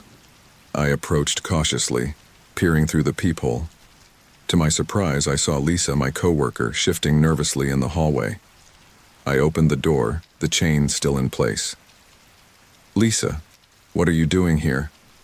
She looked up, relief washing over her face. Alex, thank God. I've been trying to reach you for days. Can I come in? Please. It's important. I hesitated. Scarlett's warnings about trust echoed in my mind. But this was Lisa. We'd worked together for years. If I couldn't trust her, who could I trust? I closed the door, undid the chain, and let her in. As soon as the door shut behind her, Lisa threw her arms around me in a tight hug. I was so worried, she said, her voice muffled against my shoulder. When you didn't show up for work and then I heard about the police protection, Alex, what's going on? I gently disentangled myself from her embrace, studying her face. She looked genuinely concerned, her brow furrowed with worry, but a nagging doubt persisted in the back of my mind. It's complicated, I said, moving to the living room. I'm not sure I can explain it all. Lisa followed, taking a seat on the couch. Try me. After everything that's happened, I think I deserve some answers. I sank into the armchair across from her, running a hand through my hair. Where to even begin? The murder in the woods seemed like a lifetime ago now. You remember the hike I took? The one where I said something happened? I started. Lisa nodded, leaning forward. The incident you couldn't talk about? Yes, I remember.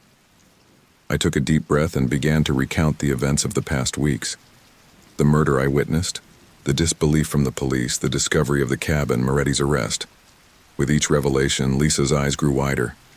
Oh my God, Alex, she breathed when I finished. That's insane.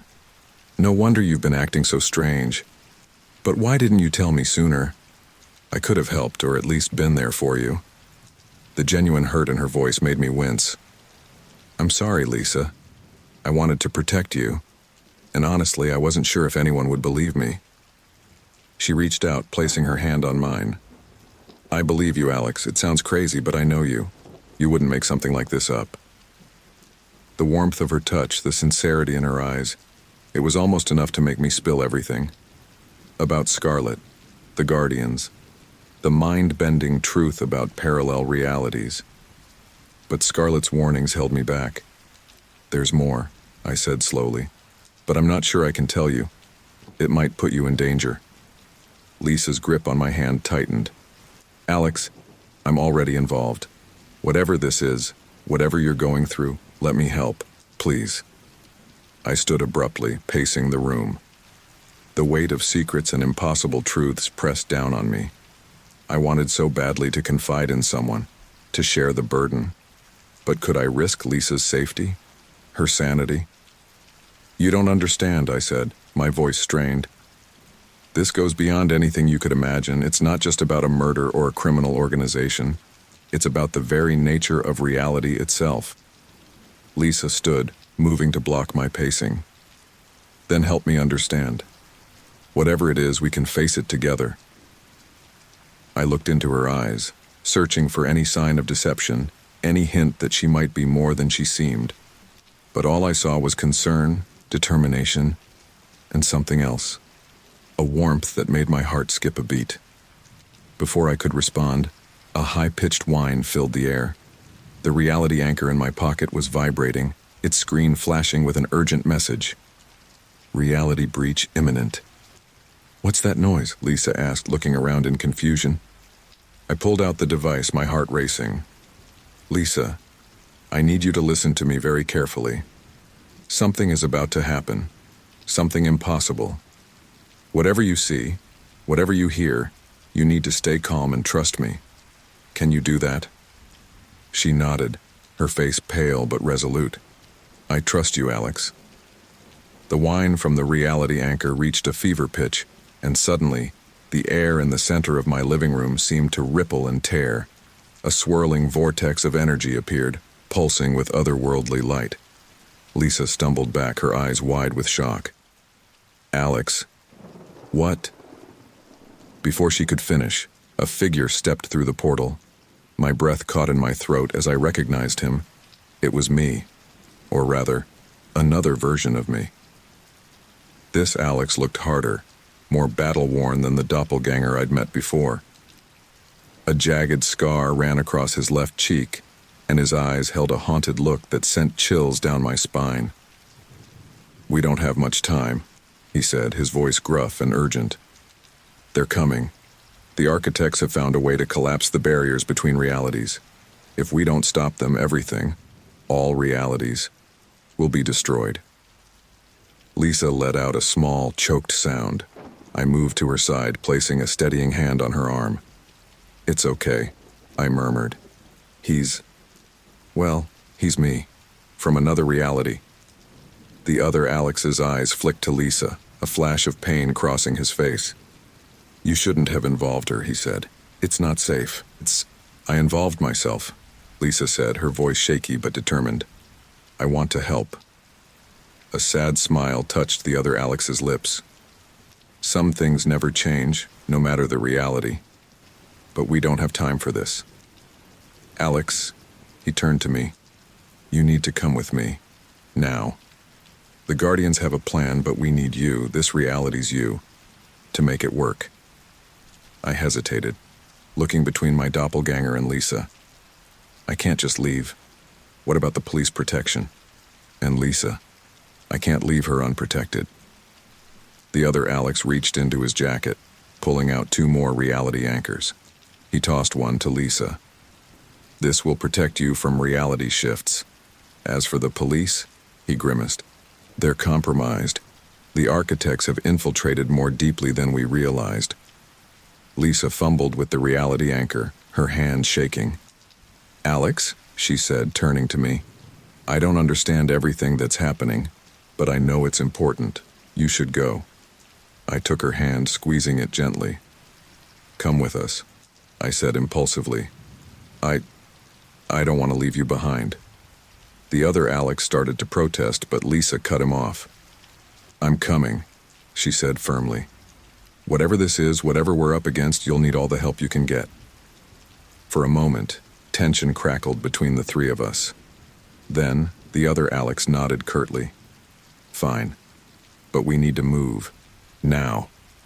As if on cue, the sound of splintering wood echoed from the front door. Heavy footsteps thundered down the hallway. They're here, the other Alex growled, drawing a strange, futuristic-looking weapon. Into the portal. Go. I grabbed Lisa's hand, and together we plunged into the swirling vortex. The sensation was indescribable, like being turned inside out and reassembled in the span of a heartbeat. Colors and sensations I had no words for washed over us. And then, suddenly, we were somewhere else.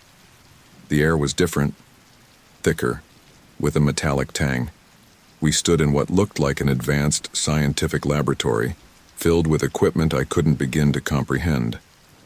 As Lisa and I gasped for breath, trying to orient ourselves, the other Alex stepped through the portal behind us. With a wave of his hand, the vortex collapsed. Welcome, he said grimly, to the headquarters of the Guardians, and to the front lines of a war for the fate of all realities. I looked around the room, taking in the grim-faced individuals who had gathered, each one a version of someone I knew, yet fundamentally different. Among them, I spotted Scarlett, her expression a mix of relief and concern. As the gravity of our situation sank in, I felt Lisa's hand tighten in mine. I turned to her, seeing the fear and determination warring in her eyes. Are you okay? I asked softly. She nodded, a shaky smile touching her lips. As okay as I can be, considering we just jumped through a hole in reality. Alex, what have we gotten ourselves into? I wished I had a reassuring answer for her, but as I looked around at the assembled Guardians, at the impossible technology surrounding us, at the haunted looks on faces that were eerily familiar yet strange, I knew that our lives had changed irrevocably. I don't know, I admitted. But whatever it is, we're in it together. As the other Alex began to brief the room on the impending crisis, I couldn't shake the feeling that we were standing on the precipice of something monumental. The fate of not just our world, but all possible worlds, hung in the balance. And somehow, impossibly, we, were at the center of it all. The air in the Guardian headquarters crackled with tension as we gathered around a holographic display.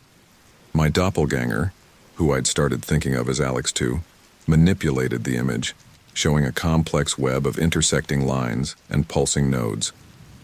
This, he said, his voice grim, is a map of the multiverse. Each node represents a distinct reality. The lines show the connections between them, places where the barriers are thinnest. I stared at the display, trying to wrap my mind around the enormity of what I was seeing. Beside me, Lisa's hand tightened on mine, her face a mixture of awe and fear. Scarlett stepped forward, her red hair seeming to glow in the light of the hologram. The architects have found a way to destabilize these connections. If they succeed, the barriers between realities will collapse entirely. And what happens then? Lisa asked, her voice barely above a whisper. Alex Two's face darkened. Chaos. Destruction on a scale beyond imagination. Entire realities will collide and annihilate each other. Billions upon billions of lives across countless worlds will be snuffed out in an instant. The room fell silent as the weight of his words sank in. I felt a cold sweat break out on my forehead. But why? I asked. What could they possibly gain from that kind of destruction? Power, Scarlett replied. In the chaos of collapsing realities, they believe they can reshape existence itself, create a new multiverse with them as its gods. Lisa shook her head, disbelief etched on her face. That's insane. They'd destroy everything, including themselves. They think they can control it, Alex.2 said. They're wrong, of course. But by the time they realize that, it'll be too late for all of us. I took a deep breath, trying to steady myself. Okay, so how do we stop them? Alex.2 manipulated the hologram again, zooming in on a particular node. This is our reality, the one you and Lisa come from. It's the linchpin in their plan. If we can disrupt their operation here, we can buy enough time to shut down their entire network. And how exactly do we do that? I asked. Scarlett produced a small, intricate device. It looked like a cross between a pocket watch and a complex circuit board. This is a reality stabilizer. If we can plant it at the heart of their operation, it will reinforce the barriers between realities in that area. It won't stop them completely, but it will slow them down significantly.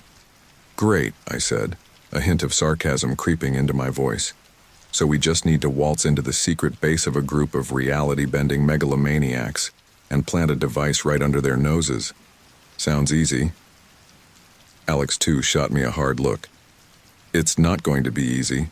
It's going to be dangerous as hell, but it's our only shot. Lisa, who had been quiet for a while, suddenly spoke up. You said this reality, our reality, is the linchpin. Why? What's special about our world? A heavy silence fell over the room. The other guardians exchanged uneasy glances. Finally, Scarlett answered. It's because of you, Alex, she said softly. In your reality, you witnessed the murder. You set in motion a chain of events that the architects didn't anticipate. You're an anomaly, a wild card, and that makes your reality crucial to their plans, and to ours. The weight of her words hit me like a physical blow. All of this, the danger, the impending destruction of the multiverse, it was because of me. Because I happened to take a hike on the wrong day and see something I shouldn't have. I didn't ask for this, I stammered. None of us did, Alex.2 said, his voice surprisingly gentle. But here we are, and right now, you're our best hope. I looked around the room at the faces of people who were strangers, and yet somehow familiar, at Lisa, who had been dragged into this impossible situation because of her loyalty to me. At Alex.2, whose haunted eyes spoke of battles and losses I could only imagine. Okay, I said, squaring my shoulders. What's the plan? The next few hours were a blur of preparation and strategy. We pored over blueprints of the architect's base, a nondescript office building in downtown San Francisco that apparently housed a nexus of reality-altering technology. Scarlett and the other guardians briefed us on the security measures we'd face, both conventional and reality-bending. As the time for action drew near, I found myself alone with Lisa for a moment. She was checking the charge on her reality anchor, her face set in a determined frown. Lisa, I said softly, you don't have to do this. You could stay here, where it's safe. She looked up at me, her eyes blazing with a mix of fear and resolve. Don't you dare try to sideline me now, Alex. I'm in this whether you like it or not. I couldn't help but smile, despite the gravity of our situation. I don't deserve you, you know that? Probably not, she quipped, a ghost of a smile touching her lips. But you're stuck with me anyway. Our moment was interrupted by Alex.2. It's time, he said. Are you ready? We nodded, following him to a room dominated by a large, circular platform. Energy crackled around its edges, reminding me of the portal that had appeared in my living room. Remember, Scarlett said as we took our positions, Once we're inside, we'll only have a short window to plant the stabilizer.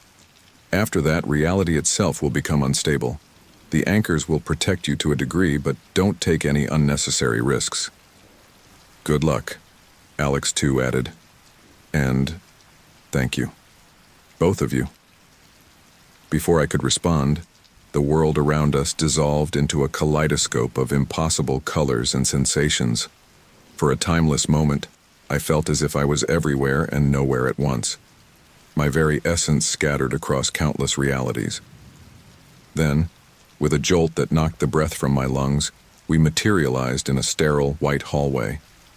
Alarms blared immediately, and the sound of running feet echoed from around the corner. So much for the element of surprise, Lisa muttered. Move, Scarlett hissed, drawing a weapon that looked like it belonged in a sci-fi movie. We ran down the hallway, following the path we'd memorized from the blueprints. Guards appeared, shouting orders to stop. Scarlett and Alex 2 returned fire, their weapons emitting pulses of energy that sent the guards flying. As we rounded a corner, the air in front of us seemed to ripple and tear. A figure stepped through, another version of me, but this one's eyes were cold, his smile cruel. Well, well, he said, his voice sending chills down my spine. The prodigal Alex returns, and he's brought friends. Alex 2 raised his weapon, but the other Alex 3, waved his hand dismissively. The gun flew from Alex 2's grip, clattering against the far wall. Your toys won't help you here, Alex 3 sneered. This is our domain now. Reality itself bends to our will. As if to demonstrate, he made a gesture, and the floor beneath our feet began to undulate like waves on the ocean. I stumbled, nearly falling, but Lisa caught my arm, steadying me. The stabilizer, Scarlett whispered urgently. We need to get to the core. It's just beyond that door. Alex 3 laughed, the sound echoing unnaturally. Oh, I don't think so. You see, we've been expecting you. Your little resistance movement is cute, but futile. The new order is coming, whether you like it or not. As he spoke, the air around us began to shimmer and distort. I saw glimpses of other realities bleeding through. Cityscapes warped beyond recognition, alien landscapes, voids of absolute nothingness. Alex, Lisa's voice cut through the chaos. Whatever you're going to do, do it now. In that moment, time seemed to slow. I saw Alex 2 and Scarlett, their faces set in grim determination as they fought against the reality distortions. I saw Lisa, her eyes locked on mine, full of trust and something more. And I saw the other Alex, his face a mirror of my own, twisted by power and madness. I made my decision. With a yell that came from the depths of my soul, I charged forward, tackling Alex 3. We crashed through the shimmering air, tumbling into a maelstrom of fractured realities. I felt my grip on existence itself begin to slip, the reality anchor in my pocket vibrating wildly as it struggled to keep me anchored. You fool, Alex 3 snarled, his face flickering between different versions of itself. You'll destroy us both. Better that than letting you destroy everything, I growled back. As we grappled, suspended in a void between realities, I saw Lisa dart past us, the stabilizer clutched in her hand. She slammed it into a pulsing column of energy at the center of the room beyond. There was a moment of absolute stillness. Then, with a sound like the universe itself tearing apart, a shock wave of energy exploded outward. I felt myself being flung backward, away from Alex 3, away from the chaos of colliding realities. I slammed into something solid, the floor of the hallway where this had all started. Gasping for breath, I looked up to see Lisa kneeling beside me, her face etched with concern. Did it work? I managed to croak out. Scarlett's voice answered, tinged with awe and relief. It worked. The barriers are stabilizing. We did it. As the reality around us settled back into place, I struggled to my feet with Lisa's help. The other Alex was gone, along with the shimmering portals to other worlds.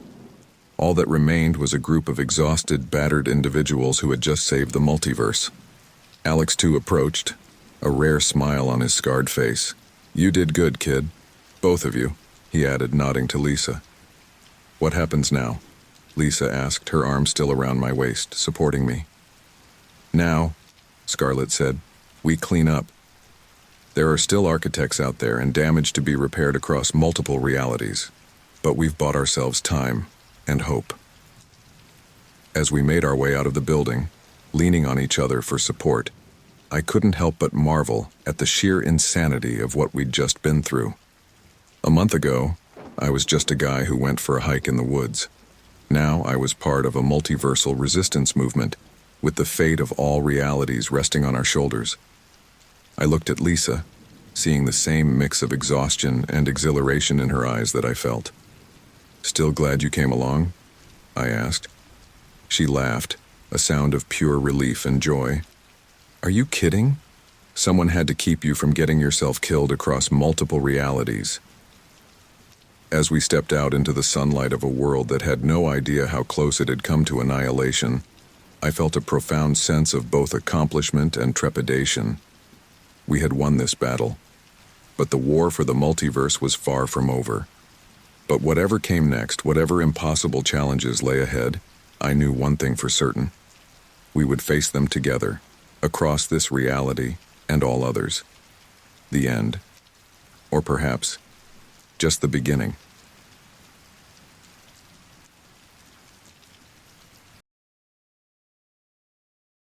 Hello, horror lover. Are you ready for a long night of nightmares? Before we begin, I want to ask you to subscribe to the channel, and especially leave a comment telling me which city you're watching from. I'd love to know. Click the like button, all of this because the crisp Alaskan air bit at my cheeks as I zipped up my jacket, casting one last glance at my beat-up Subaru parked at the trailhead. The forest loomed before me, a tapestry of green and gold, beckoning me into its depths. I shouldered my backpack, heavy with supplies for my 3-day solo hike, and took a deep breath. "You've got this, Alex," I muttered to myself, my voice barely audible over the whisper of wind through the trees. "Just you and nature, just like you wanted." As I set out on the narrow dirt path, fallen leaves crunching beneath my boots, I couldn't shake the feeling that something was about to change my life forever. It wasn't dread exactly, but a peculiar sensation that tingled at the base of my spine. I dismissed it as pre-hike jitters and pressed on. The first mile passed quickly, my muscles warming up as I fell into a steady rhythm. The forest was alive with sound, birds calling to each other, small animals rustling in the underbrush, and the distant gurgle of a stream. I paused to consult my map, tracing the route with my finger. "Okay, another 2 miles to the first campsite," I said aloud, the sound of my voice oddly comforting in the vast wilderness. "Should make it before sundown, easy." As I tucked the map away, a flash of movement caught my eye. A red fox stood frozen at the edge of the trail, its bright eyes fixed on me. We stared at each other for a long moment before it turned and disappeared into the undergrowth with a flick of its bushy tail. "Thanks for the welcome," I chuckled, feeling a childlike sense of wonder at the encounter. The trail began to climb, and I felt the familiar burn in my calves as I tackled the incline. Sweat beaded on my forehead despite the cool temperature. I'd been training for months for this hike, determined to prove to myself that I could handle the Alaskan wilderness solo. As I crested a small rise, the trees parted to reveal a breathtaking vista. The valley stretched out below me, a patchwork of deep greens and the silver ribbon of a river winding through it. Snow-capped mountains loomed in the distance, their peaks shrouded in mist. I fumbled for my camera, eager to capture the moment. "Wow," I breathed, snapping several photos. "This is why I came here." I was so engrossed in the view that I almost missed the sound. A low guttural growl that sent ice through my veins. Slowly, I lowered my camera and turned. There, not 20 feet away, stood a massive grizzly bear. Time seemed to stop as we locked eyes. The bear's fur was a rich brown, tinged with silver, and its shoulders hunched as it regarded me with small, intelligent eyes. I knew the rules. Don't run, don't make sudden movements, but every instinct screamed at me to flee. "Hey there, big guy," I said softly, my voice trembling. "I'm just passing through. No trouble here. The bear huffed, taking a lumbering step forward. My heart pounded so hard I thought it might burst from my chest. Slowly, carefully, I began to back away, keeping my eyes on the enormous creature. "That's it," I continued, fighting to keep my voice calm. "You go your way, I'll go mine." Another step back, and another. The bear watched me, seemingly uncertain. Then, miraculously, it turned and ambled back into the forest, disappearing as quickly as it had appeared. I let out a shaky breath, my legs suddenly weak. "Holy shit," I whispered, leaning against a tree for support. "Holy shit." The encounter left me rattled, but also exhilarated. This was what I had come for, wasn't it? The raw, untamed wilderness with all its beauty and danger. I took a few moments to collect myself, then pressed on, more alert now to my surroundings. As the afternoon wore on, the forest grew denser, the trail narrower. The light took on a golden quality as it filtered through the leaves, creating dappled patterns on the forest floor. I found myself pausing more often, not just to catch my breath, but to soak in the ethereal beauty of my surroundings. Almost there, I encouraged myself, checking my watch.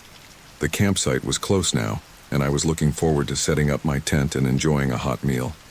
That's when it happened. One moment I was walking, lost in thought about the day's adventures, and the next there was a sickening crunch and a burst of pain so intense it stole the breath from my lungs. I looked down in confusion, unable to process what I was seeing. My left leg was caught in the steel jaws of a bear trap, hidden beneath a thin layer of leaves. "No," I gasped, the word barely audible. "No, no, no." The pain hit me in full force then, a white-hot agony that radiated from my ankle up through my entire body. I screamed, the sound echoing through the trees, startling a flock of birds into flight. "Help!" I yelled, knowing even as I did so that it was futile. "Somebody help me!" But there was no one to hear my cries. I was miles from the nearest trail, even further from civilization. The realization of my isolation crashed down upon me, more terrifying than even the bear had been. With trembling hands, I reached for my phone, praying for a signal. The screen lit up, mocking me with its no-service message. I threw it aside in frustration, tears streaming down my face. "Okay, Alex, think," I said through gritted teeth. "You've got to get out of this."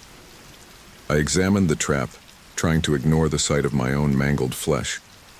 It was an old model, probably left over from years ago when trapping was more common in these parts. The rusted metal was slick with my blood. I grabbed the jaws of the trap, attempting to pry them apart. The pain was excruciating, but desperation gave me strength. I strained until my arms shook, but the trap didn't budge. "Come on," I shouted, frustration and fear making my voice crack. "Open, damn you!" But it was no use. The trap held firm, and I collapsed back, panting and dizzy from the pain and effort. The forest, which had seemed so welcoming just hours ago, now felt oppressive and sinister. Shadows lengthened as the sun began to set, and a chill crept into the air. I thought of my family, my parents who had worried about this trip, my sister who had made me promise to call every night. They wouldn't know anything was wrong until I failed to check in, and even then, how long would it take for a search party to find me? As if to underscore the direness of my situation, a wolf howled in the distance. The sound sent a shiver down my spine. I was injured, trapped, and now potential prey for any predator that might catch the scent of my blood. "Help!" I screamed again, my voice hoarse. "Please, somebody help me." But only the indifferent trees bore witness to my desperation. Night was falling fast now, and with it came a bone-chilling fear. I was trapped, injured, and completely alone in bear country. I fumbled in my pack for my flashlight and emergency blanket, knowing I had to prepare for a long, cold night. As I wrapped the thin foil around my shoulders, I tried to focus on survival. I had water, some food, and basic first aid supplies. I could make it through the night. I had to. But as the darkness closed in around me, bringing with it strange sounds and imagined threats, I couldn't stop the tears that flowed freely down my cheeks. The pain in my leg was a constant, throbbing reminder of my predicament. "Please," I whispered to the night, "please let someone find me." But as the stars appeared one by one in the clear Alaskan sky, I knew that my ordeal was only beginning. Whatever lay ahead, be it rescue or a desperate fight for survival, I was irrevocably changed. The carefree hiker who had set out this morning was gone, replaced by a person facing the fight of their life. With a deep breath, I steeled myself for the long night ahead, the jaws of the trap a constant painful reminder of how quickly life can change. The forest held its secrets close, and I was now unwillingly part of them, caught between the beauty and brutality of the wilderness. The first light of dawn filtered through the trees, casting long shadows across the forest floor. I blinked awake, momentarily disoriented. For a blissful second, I thought I was in my tent, ready to start another day of hiking. Then the pain hit me like a freight train and reality came crashing back. "Fuck," I hissed through clenched teeth, the events of yesterday flooding back. The bear trap, my leg, the isolation. I'd managed to doze off intermittently during the night, exhaustion overcoming the pain and fear, but now in the harsh light of day, there was no escaping the gravity of my situation. Gingerly, I shifted to examine my leg. The sight nearly made me vomit. My ankle was swollen to twice its normal size, angry red flesh visible through the torn fabric of my hiking pants. The bear trap's rusty jaws were still clamped tight, dried blood caking the metal. "Okay, Alex," I muttered to myself, fighting back panic. "You've got to get out of this. Think." I took stock of my supplies. I had water, some energy bars, a first aid kit, and my Swiss Army knife. Not much, but it would have to do. First things first, I needed to try to open this trap again. I gritted my teeth and grabbed the jaws, pushing with all my might. Pain exploded through my leg and I screamed, the sound echoing through the empty forest. "Come on," I yelled, straining until my arms shook. "Open, you piece of shit!" But it was no use. The trap didn't budge an inch. Exhausted and defeated, I fell back, gasping for air. "Help!" I screamed, my voice cracking. "Somebody help me!" Only the chirping of birds answered my plea. I fumbled for my phone, praying for a miracle, but the no service message mocked me once again. Damn it! I hurled the useless device away in frustration, immediately regretting it as it disappeared into the underbrush. Stupid, Alex. Real stupid. I closed my eyes, trying to calm my racing heart. Panic wouldn't help me now. I needed to think clearly, to come up with a plan. First, I needed to clean the wound as best I could. I reached for my water bottle and first aid kit, steeling myself for what I knew would be an agonizing process. "This is gonna suck," I muttered, unscrewing the cap of the water bottle. I poured water over the wound, biting my lip to keep from screaming as the cool liquid hit my raw flesh. Using a gauze pad from the first aid kit, I gently cleaned around the edges of the trap, my stomach churning at the sight of my own mangled skin. "Shit, shit, shit," I hissed, each dab sending fresh waves of pain through my body. Once I'd cleaned it as best I could, I applied antibiotic ointment and wrapped gauze around the parts of my leg I could reach. It wasn't much, but it was better than nothing. As I worked, my mind raced. How long would it take for someone to realize I was missing? I was supposed to check in with my sister each night, but I'd missed last night's call. Would she raise the alarm immediately, or would she assume I just had no signal? "Come on, Liv," I whispered, thinking of my sister. "Notice something's wrong. Please." The sun climbed higher in the sky, its warmth a stark contrast to the cold fear gripping my heart. I tried to distract myself by observing my surroundings, looking for anything that might help me. The forest was alive with activity. Birds flitting from tree to tree, squirrels chattering as they scampered along branches. Life went on, oblivious to my plight. My stomach growled, reminding me that I hadn't eaten since yesterday afternoon. I fished an energy bar out of my pack, unwrapping it with shaky hands. Each bite was a struggle to swallow past the lump of fear in my throat. As I ate, a rustling in the nearby bushes caught my attention. My heart leapt. Could it be a person? A park ranger, maybe? "Hello," I called out, hope coloring my voice. "Is someone there?" The rustling grew louder, and I held my breath. Then, a large black bear emerged from the underbrush, its nose twitching as it sniffed the air. "Oh, God," I whispered, my blood turning to ice in my veins.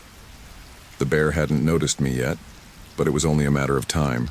I was trapped, injured, and probably smelled of blood, the perfect easy prey. With trembling hands, I reached for my bear spray, praying I wouldn't have to use it. "Hey, bear," I said, trying to keep my voice steady and loud. "I see you there. No need to come any closer." The bear's head swung towards me, its small eyes focusing on my huddled form. It took a step forward, curiosity evident in its posture. "No!" I shouted, waving my arms. "Go away! Get out of here!" My heart pounded so hard I thought it might burst from my chest. The bear took another step, then another. It was barely 10 feet away now. With a shaking hand, I raised the bear spray, my finger on the trigger. "Please," I begged, tears streaming down my face. "Please don't make me use this." The bear rose up on its hind legs, towering over me. In that moment, I was sure I was going to die. I closed my eyes, bracing for the attack, but it never came. After what felt like an eternity, I heard a snort and the sound of retreating footsteps. I opened my eyes to see the bear ambling away, apparently having decided I wasn't worth the trouble. I collapsed back, my whole body shaking with adrenaline and relief. "Thank you," I whispered to whatever higher power might be listening. "Thank you, thank you, thank you." The bear encounter left me rattled, but it also sparked a renewed determination to survive. I couldn't just sit here and wait for rescue or death. I had to do something. With grim resolve, I turned my attention back to the trap. There had to be a way to open it. I examined it closely, looking for any kind of release mechanism. "Come on," I muttered, running my fingers along the rusted metal. "Give me something to work with here." After what felt like hours of poking and prodding, I found a small lever hidden beneath layers of rust and dirt. Hope surged through me. "This is it," I said, my voice hoarse from dehydration and stress. "This has to be it." I grasped the lever with both hands, ignoring the pain that shot through my leg at the movement. With every ounce of strength I had left, I pulled. For a moment, nothing happened. Then, with a horrific screech of metal on metal, the jaws of the trap began to open. "Yes," I cried, tears of relief and pain streaming down my face. "Come on, come on!" Inch by agonizing inch, the trap opened. The pain was excruciating, but I didn't dare stop. This was my only chance. Finally, the jaws were open wide enough.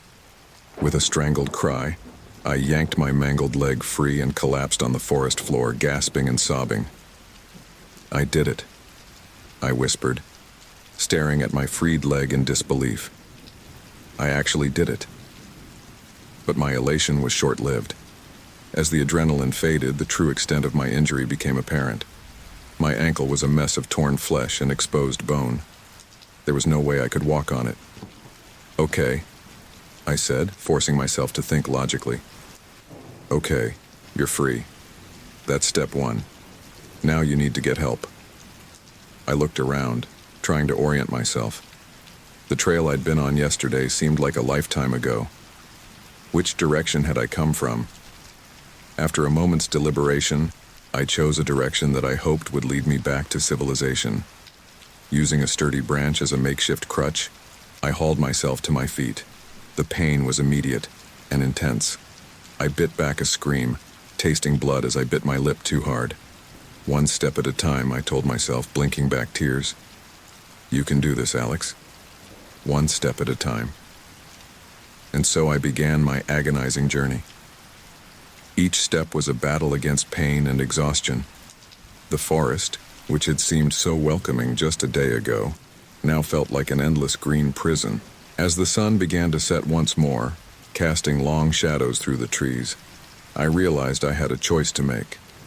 Keep pushing through the night, risking further injury in the darkness, or find a safe place to rest and continue at first light. The decision was made for me as my leg gave out, sending me crashing to the forest floor. I lay there, panting and fighting back tears of frustration. "Okay," I gasped. "Okay, that's enough for today." I dragged myself to the base of a large tree, propping myself up against its trunk. As darkness fell, the forest came alive with night sounds, the hoot of an owl, the rustle of nocturnal creatures. I huddled under my emergency blanket, shivering not just from the cold, but from the bone-deep fear that had become my constant companion. As I stared up at the stars peeking through the canopy, I thought of my family, my friends. Were they looking for me? Did they even know I was missing yet? "Please," I whispered to the uncaring night sky. "Please find me."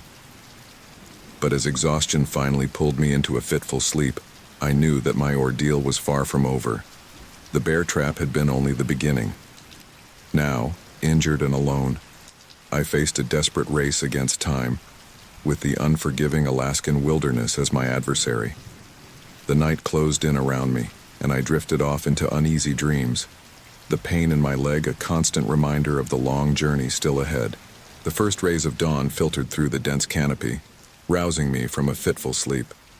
For a moment, disorientation clouded my mind. Then, as I shifted and pain lanced through my leg, the harsh reality of my situation came crashing back. "Another day in paradise," I muttered grimly, my voice hoarse from dehydration and disuse. I took stock of my situation. The makeshift bandage on my leg was soaked through with blood and pus, and the skin around the wound was an angry red, hot to the touch. Infection was setting in, and I knew that without proper medical attention, things would only get worse. "Okay, Alex," I said to myself, trying to summon some courage. "You've got to keep moving. Help isn't going to find you here." With gritted teeth, I used the tree trunk to haul myself to my feet.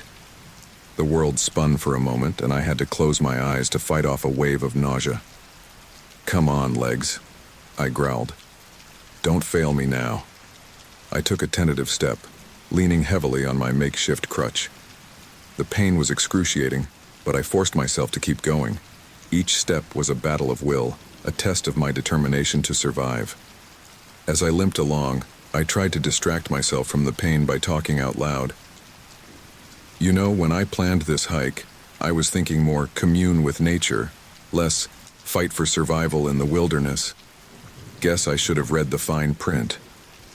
The forest was alive with morning sounds, birds chirping, small animals scurrying through the underbrush. Under different circumstances, I might have found it beautiful. Now it just felt like the wilderness was mocking me with its indifference to my plight. After what felt like hours but was probably only about 30 minutes, I had to stop. My leg was throbbing and I was drenched in sweat despite the cool morning air. I slumped against a tree, panting heavily. "Water," I gasped, fumbling for my water bottle. I took a small sip, rationing what little I had left. As I recapped the bottle, a sound caught my attention, the faint trickle of running water. Hope surged through me. "A stream," I whispered. "Thank God." With renewed energy, I pushed off from the tree and hobbled in the direction of the sound. It took me another 15 minutes of painful progress, but finally, I broke through a thicket of bushes to find a small, clear stream winding its way through the forest. "Oh, you beautiful thing," I said, tears of relief stinging my eyes. I collapsed at the water's edge, scooping handfuls of the cold, clear liquid to my parched lips. After quenching my thirst, I turned my attention to my injured leg. Carefully, I unwrapped the blood-soaked bandage, hissing in pain as it stuck to my wound. The sight nearly made me pass out. My ankle was grotesquely swollen, the skin mottled with bruises and angry red lines spreading upward, clear signs of infection. "Shit," I muttered, fighting back panic. "This is bad. This is really, really bad." I knew I needed to clean the wound, but the thought of the pain it would cause made me hesitate. Come on, Alex, I said, trying to psych myself up. It's going to hurt like hell, but it needs to be done. Taking a deep breath, I plunged my injured leg into the stream. The shock of the cold water combined with the pain of the movement tore a scream from my throat. Birds took flight at the sudden noise, their wings flapping in alarm. Fuck, fuck, fuck, I chanted through gritted teeth, tears streaming down my face as I gently tried to clean the wound. Once I'd done what I could, I used the last of my clean bandages to rewrap my ankle. It wasn't much, but it was the best I could do with what I had.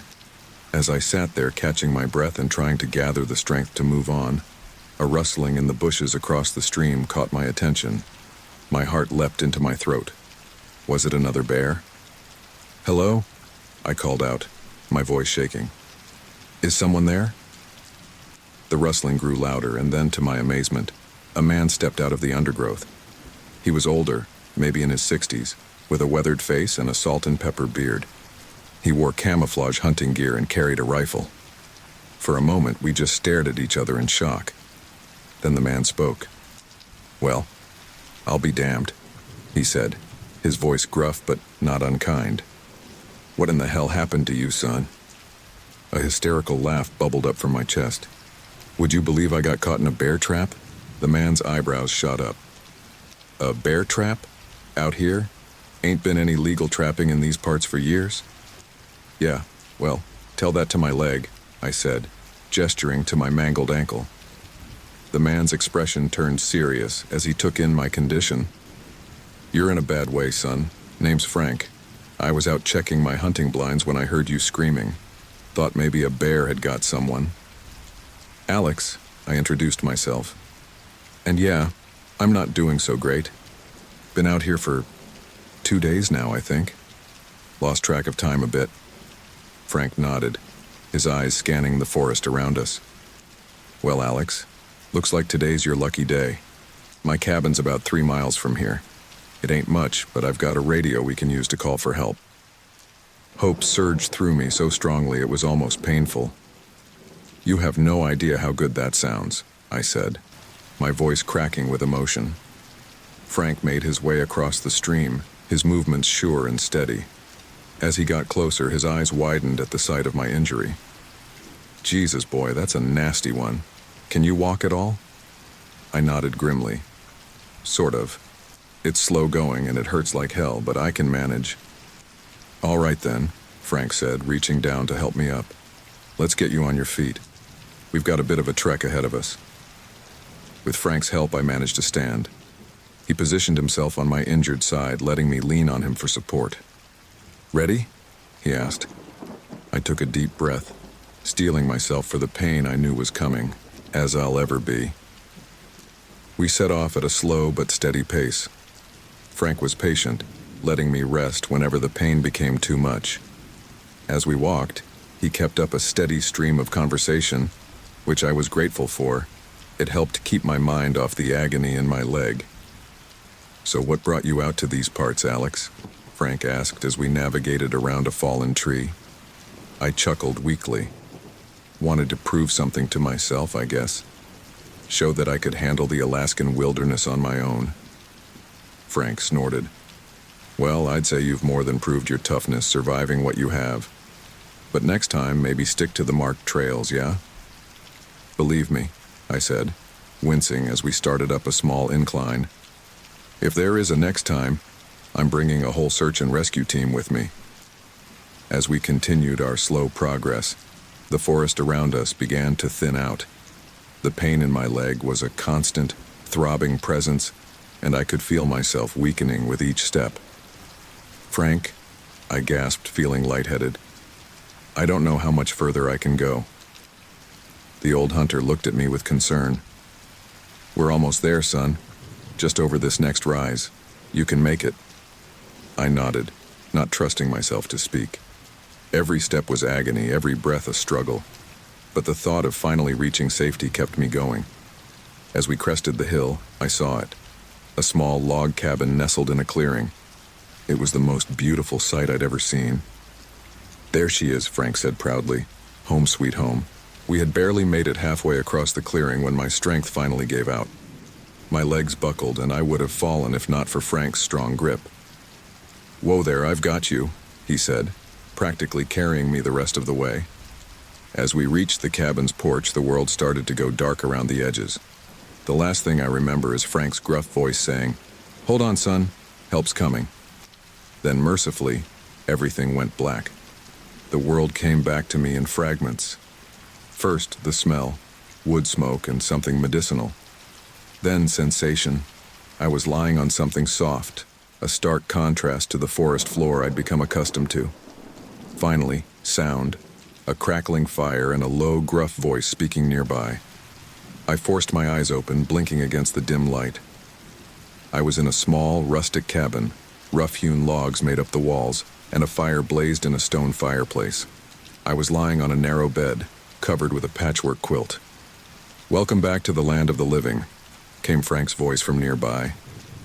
I turned my head to see him sitting in a worn armchair, a steaming mug in his hands.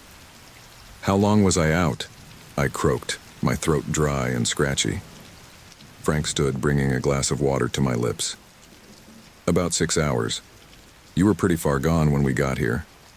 Fever set in not long after. I sipped the water gratefully, then tried to sit up. A wave of dizziness hit me and I fell back against the pillows with a groan. "Easy there, son," Frank cautioned. "You're not out of the woods yet, figuratively speaking, that is." Despite the pain and disorientation, I couldn't help but chuckle at his attempt at humor. Did you call for help?" Frank nodded, his expression serious. "Radio's been acting up, but I got through to the ranger station. They're sending a chopper, but this weather's making it difficult. Could be a while yet." I closed my eyes, fighting back a wave of despair. "My leg." "I've done what I can," Frank said, his voice gruff but kind. "Cleaned it best I could and got some antibiotics in you. Had a few left over from when my dog got bit by a snake last summer. Figured they couldn't hurt."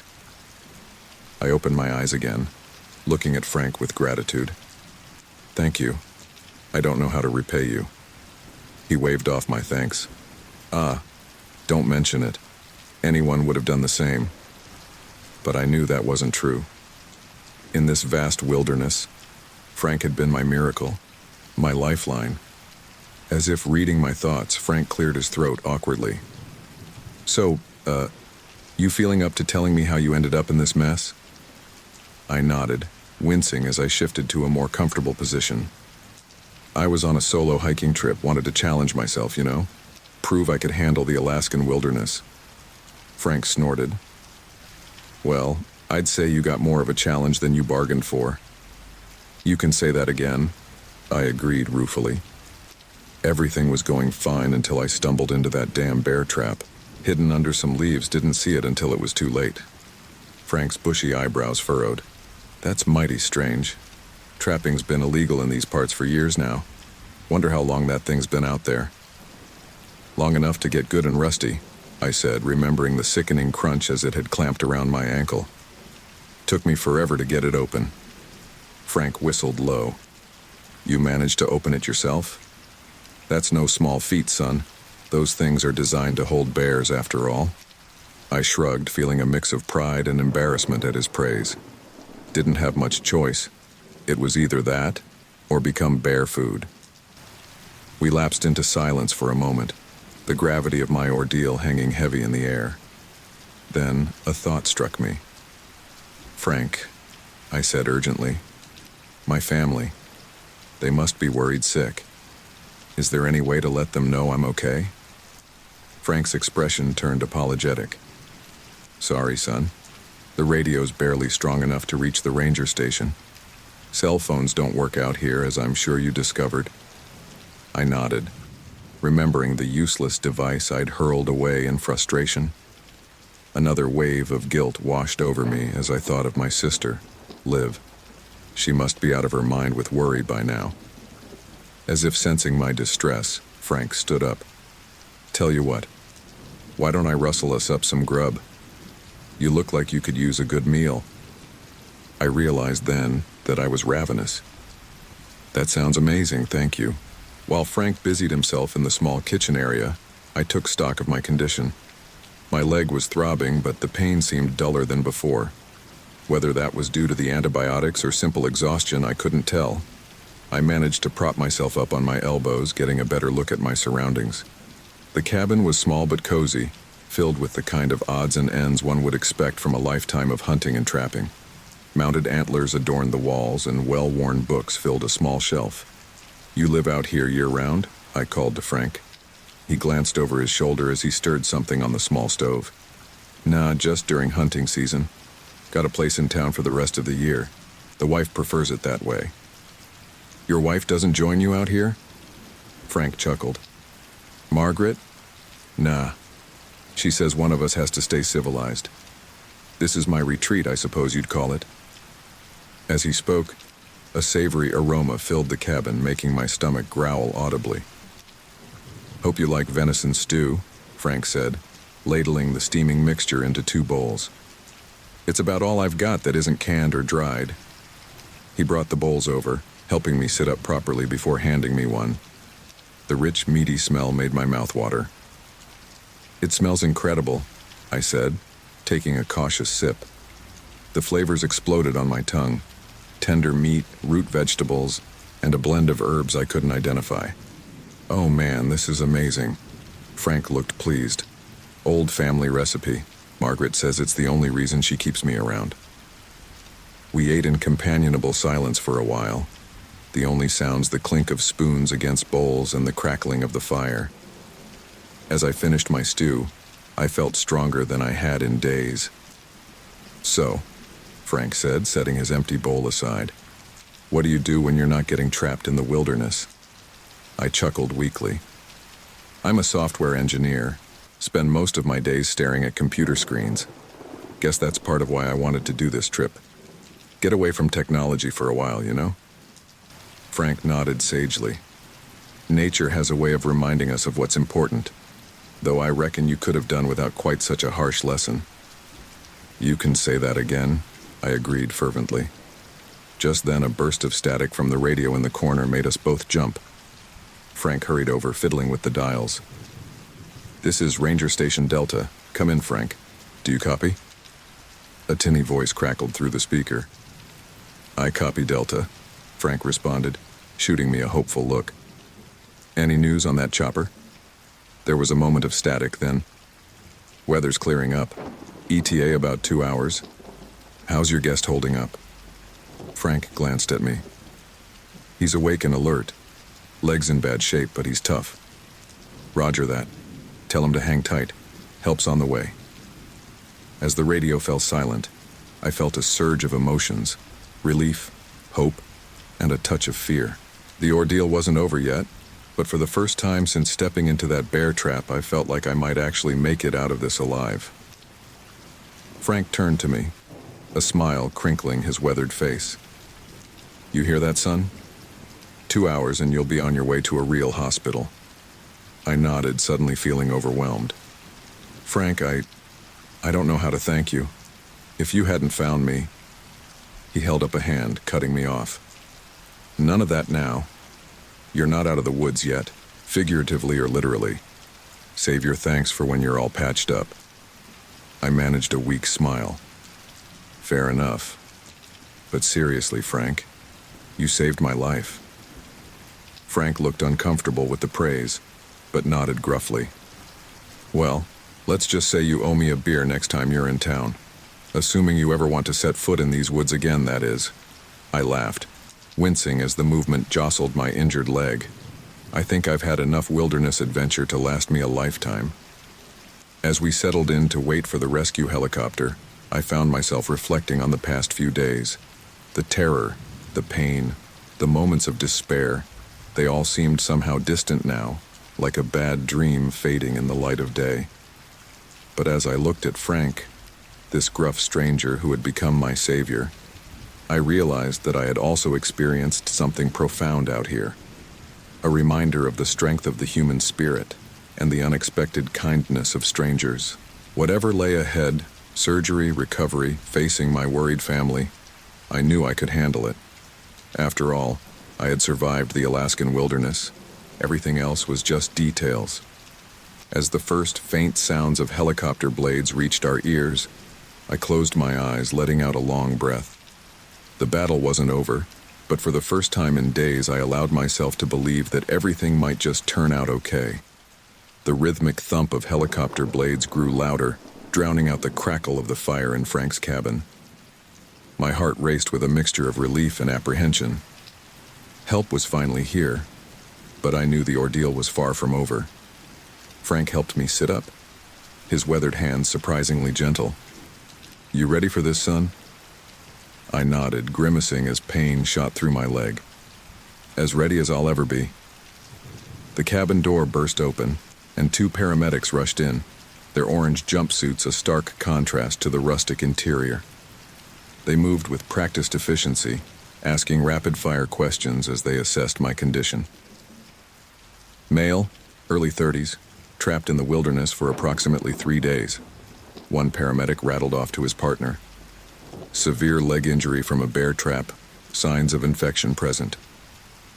I tried to focus on their voices, but the pain and exhaustion were taking their toll. The world seemed to blur around the edges. "Stay with us, buddy," the other paramedic said, noticing my fading consciousness. "What's your name?" "Alex," I managed to mumble. "All right, Alex, we're going to get you out of here. It might hurt a bit, but we need you to stay awake for us, okay?" I nodded weakly. As they prepared to move me, I caught sight of Frank hovering anxiously in the background. "Frank," I called out, my voice barely above a whisper. "Thank you. For everything." The old hunter nodded gruffly, emotion evident in his eyes despite his stoic expression. "You take care, Alex, and remember, you owe me that beer." A ghost of a smile crossed my lips before pain overtook me again. The paramedics lifted me onto a stretcher, each movement sending shockwaves of agony through my body. I bit back a scream, tasting blood as I bit my lip too hard. The journey from the cabin to the helicopter was a blur of pain and disorienting motion. The forest I had struggled through for days now passed beneath me in a matter of minutes. As we lifted off, I caught one last glimpse of Frank's cabin, a tiny oasis of safety in the vast wilderness. Inside the helicopter, the noise was deafening. One of the paramedics leaned close to my ear, shouting to be heard over the roar of the engines. "We're taking you to Fairbanks Memorial Hospital. It's about an hour flight. Try to relax if you can." Relax. Right. As if that was possible, with my leg feeling like it was on fire and my mind racing with thoughts of what lay ahead. Instead, I focused on the steady beep of the heart monitor they'd attached to me, using it as an anchor to keep myself from spiraling into panic. Time seemed to stretch and compress strangely during the flight. At times, I drifted in and out of consciousness, the pain medication they'd administered making the world hazy and distant. Other moments were crystal clear, filled with sharp spikes of pain that cut through the fog. Through it all, one of the paramedics, his name tag read Mike, stayed by my side, constantly checking my vitals and offering words of encouragement. "You're doing great, Alex," he said during one of my more lucid moments. "We're almost there." I licked my dry lips, finding my voice. "My family, do they know?" Mike nodded.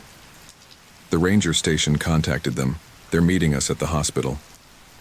Relief washed over me, quickly followed by a wave of guilt. I imagined my sister Liv, worry etched on her face as she waited for news.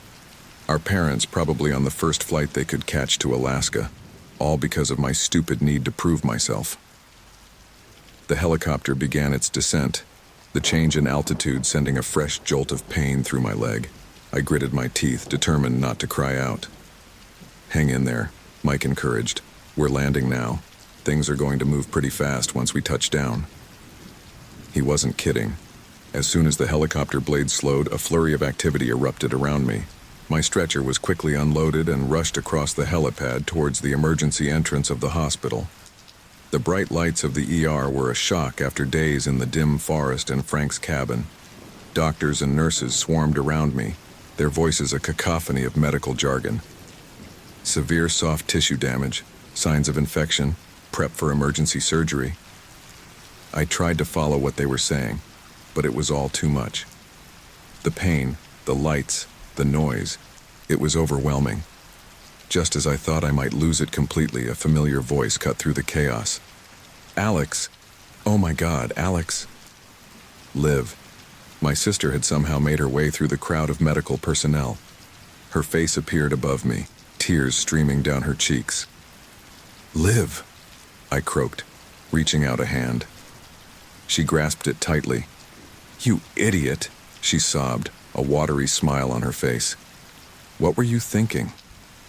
Before I could respond, a doctor gently but firmly moved her aside.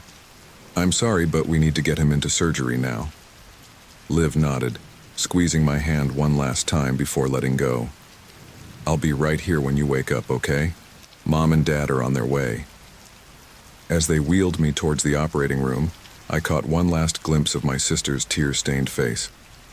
Then the doors swung shut, and I was alone with the medical team. The anesthesiologist appeared at my side, her voice calm and reassuring. All right, Alex, we're going to put you under now. When you wake up, the worst will be over. Just relax and count backward from 10 for me. I took a deep breath, wincing at the pain it caused. 10, 9, 8. The world faded to black before I reached 7. I drifted back to consciousness slowly, as if swimming up from the depths of a dark ocean. The first thing I became aware of was the absence of pain, or rather the dull, distant throb that had replaced the sharp agony I'd become accustomed to. As I blinked my eyes open, a blurry figure came into focus. Liv was slumped in a chair next to my bed, her head at an awkward angle that promised a stiff neck when she woke. Liv, I tried to say, but it came out as more of a croak. Still, it was enough to rouse her. Alex? She sat up quickly, wincing at the movement. Oh, thank God. How do you feel? I considered the question. Like I got caught in a bear trap and spent 3 days in the wilderness. Liv let out a sound that was half laugh, half sob. Well, your terrible sense of humor is intact, at least. She helped me take a sip of water, the cool liquid soothing my parched throat. As the fog of anesthesia continued to lift, I became more aware of my surroundings. I was in a private hospital room, sunlight streaming through the window. My injured leg was elevated, encased in a bulky dressing. How long was I out? I asked. About 18 hours, Liv replied. The surgery took longer than expected. They had to do some pretty extensive repair work. I nodded, not really wanting to know the details just yet. Mom and Dad? They just went to get some coffee. They've barely left your side since they arrived. Liv's expression turned serious. Alex, you scared the hell out of us. When we got that call from the ranger station, guilt washed over me. I'm so sorry, Liv. I never meant to put you all through this. She shook her head, squeezing my hand. I know. Just promise me you'll stick to marked trails from now on, okay? I managed a weak chuckle. Trust me. I think my wilderness adventure days are behind me. Just then, the door opened and our parents rushed in. The next few minutes were a blur of tearful hugs, relieved exclamations, and gentle admonishments. As things calmed down, my father, ever the practical one, asked, "So what did the doctors say? What's the prognosis?" I looked to Liv, realizing I had no idea. She filled us in on what the doctors had told her. They managed to clean out the infection and repair most of the damage, she explained. But it's going to be a long recovery, Alex. There's a lot of physical therapy in your future. I nodded, trying to process this information. The reality of what had happened, of how close I'd come to dying alone in the wilderness, was starting to sink in. There's something else, Liv continued hesitantly. The doctors, they're not sure if you'll regain full use of your leg. There might always be some limitation. The words hit me like a physical blow. I'd known on some level that this was a possibility, but hearing it out loud made it real in a way it hadn't been before. My mother must have seen the distress on my face because she quickly jumped in. But that's not certain, right? There's still hope for a full recovery? Liv nodded. Absolutely. The doctor said a lot depends on how the healing goes and how hard Alex works in physical therapy. I took a deep breath, trying to center myself. Okay, I can work with that. One step at a time, right? My father squeezed my shoulder. That's the spirit, son, and we'll be with you every step of the way. As my family rallied around me, offering support and love, I found myself thinking of Frank, the gruff old hunter who had saved my life, who had shown me kindness when I needed it most. I made a silent promise to myself that once I was back on my feet, however long that took, I'd find a way to thank him properly. For now, though, I was exactly where I needed to be. The long journey of recovery lay ahead, but I wasn't alone anymore. And after what I'd been through, I knew I could face whatever challenges came my way. As the conversation around me turned to logistics, how long I'd be in the hospital, arrangements for my care once I was discharged, I found myself drifting off again. But this time, it wasn't the darkness of unconsciousness that claimed me, but the healing embrace of normal sleep. The last thing I remember before dozing off was the warm pressure of Liv's hand in mine, a constant reminder that I was safe, I was loved, and against all odds, I had made it home. The rhythmic beeping of hospital machines had become the soundtrack to my days. 2 weeks had passed since my rescue, and while the immediate danger was over, the road to recovery stretched out before me like an endless highway. I was propped up in bed, idly flipping through channels on the small TV mounted on the wall, when a knock at the door interrupted my boredom. "Come in," I called out, expecting another nurse for the hourly checkup. To my surprise, it was Dr. Amelia Chen, the orthopedic surgeon who had pieced my leg back together.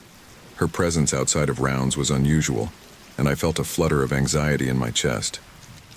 "Alex," she greeted me with a small smile. "How are you feeling today?" I shrugged, wincing slightly at the movement. "About the same. Restless, I guess." Dr. Chen nodded, pulling up a chair beside my bed. "That's understandable. Actually, that's part of why I'm here. We think it's time to start discussing your rehabilitation plan." My heart rate picked up. "Does that mean I can get out of here soon?" "Potentially," she replied, her expression turning serious. "But Alex, I want to be clear. The road ahead is going to be challenging. The damage to your leg was extensive. We're looking at months of intensive physical therapy." I swallowed hard, the reality of my situation hitting me anew. "And what are the chances of a full recovery?" Dr. Chen hesitated for a moment before answering. "It's difficult to say with certainty. With dedication and hard work, you could regain a significant amount of function, but I have to be honest. There's a possibility you may always have some limitations." The words hung in the air between us, heavy with implication. I thought about my active lifestyle, the hiking trips I loved so much. Would I ever be able to do those things again? Sensing my distress, Dr. Chen leaned forward, her voice gentle but firm. "Alex, I know this is hard to hear, but I've seen patients with injuries as severe as yours make remarkable recoveries. It all depends on your determination and willingness to put in the work." I nodded, trying to muster up some optimism. "So, what's the next step?" "We'd like to start you on some gentle exercises here in the hospital," she explained. "Once you're stable enough, we'll transfer you to a rehabilitation facility for more intensive therapy." As Dr. Chen outlined the plan, I found myself drifting, the enormity of what lay ahead overwhelming me. She must have noticed my distraction because she paused, placing a hand on my arm. "Alex, are you all right? I know this is a lot to take in." I blinked, focusing back on her concerned face. "Yeah, sorry, it's just... I never imagined something like this could happen, you know? One minute I'm out enjoying nature, the next..." Dr. Chen nodded sympathetically. "Life can change in an instant. But you're alive, Alex. You survived against incredible odds. That same strength will see you through this recovery." Her words sparked something in me. a flicker of the determination that had kept me going in the wilderness. I took a deep breath, squaring my shoulders as best I could in the hospital bed. "Okay, Doc. Let's do this. When do we start?" A smile broke across Dr. Chen's face. "That's what I like to hear. We'll begin tomorrow morning. For now, get some rest. You're going to need it." After Dr. Chen left, I lay back, my mind racing. The challenge ahead was daunting, but I was alive. After what I'd been through in the forest, I knew I could face anything. The next morning came early, heralded by a cheerful voice that cut through my uneasy sleep. "Rise and shine, sleeping beauty. Time to get those muscles moving." I cracked open an eye to see a tall, muscular man with a buzz cut and an impossibly wide grin standing at the foot of my bed. He wore scrubs with PT emblazoned on the chest. "Who are you?" I mumbled, still groggy from sleep and pain medication. "I'm Jake, your physical therapist and personal torturer for the foreseeable future," he announced, his grin never faltering. "Ready to start your journey back to the land of the vertical?" I groaned, already regretting my enthusiasm from yesterday. "Do I have a choice?" Jake laughed, a booming sound that seemed too big for the small hospital room. "That's the spirit. Now let's start with some simple exercises to get the blood flowing." What followed was an hour of what Jake cheerfully called gentle stretching, but felt more like medieval torture to my atrophied muscles. By the end, I was drenched in sweat and panting. "Great job, champ," Jake said, patting me on the shoulder. "Same time tomorrow. Rest up." As he left, I collapsed back onto my pillows, wondering what I'd gotten myself into. The days began to blur together, each one a cycle of pain, effort, and small, hard-won victories. Jake's relentless optimism became both a source of irritation and motivation. On my darkest days, when the pain seemed insurmountable and progress non-existent, his unwavering belief in my recovery kept me going. It was on one of these difficult days, about a week into my therapy, that I had an unexpected visitor. I was sitting up in bed, frustration etched on my face as I struggled to bend my knee even a few degrees, when a gruff voice from the doorway made me look up. "Well, don't you look like something the cat dragged in?" My jaw dropped. "Frank?" There he stood, the old hunter who had saved my life, looking decidedly uncomfortable in the sterile hospital environment. He held his worn baseball cap in his hands, twisting it nervously. "Hope you don't mind me dropping by," he said, stepping into the room. "The Rangers gave me an update on your condition and I was in town for supplies, so..." I felt a grin spread across my face, the first genuine smile in days. "Mind? Frank, you saved my life. You're welcome here any time." He waved off my gratitude, settling into the chair beside my bed. "Ah, none of that now, just wanted to see how you were getting on." We fell into an easy conversation, Frank's no-nonsense attitude a refreshing change from the forced cheer of the hospital staff. He told me about the changes in the forest as summer gave way to fall, and I found myself transported back to those woods. Not with fear this time, but with a strange sort of longing. As our chat wound down, Frank's expression grew serious.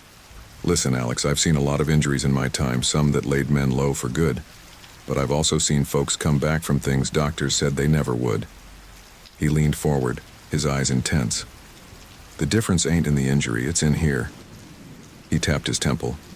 "You survived 3 days in some of the roughest country there is with a mangled leg. You've got the grit. Don't you forget that."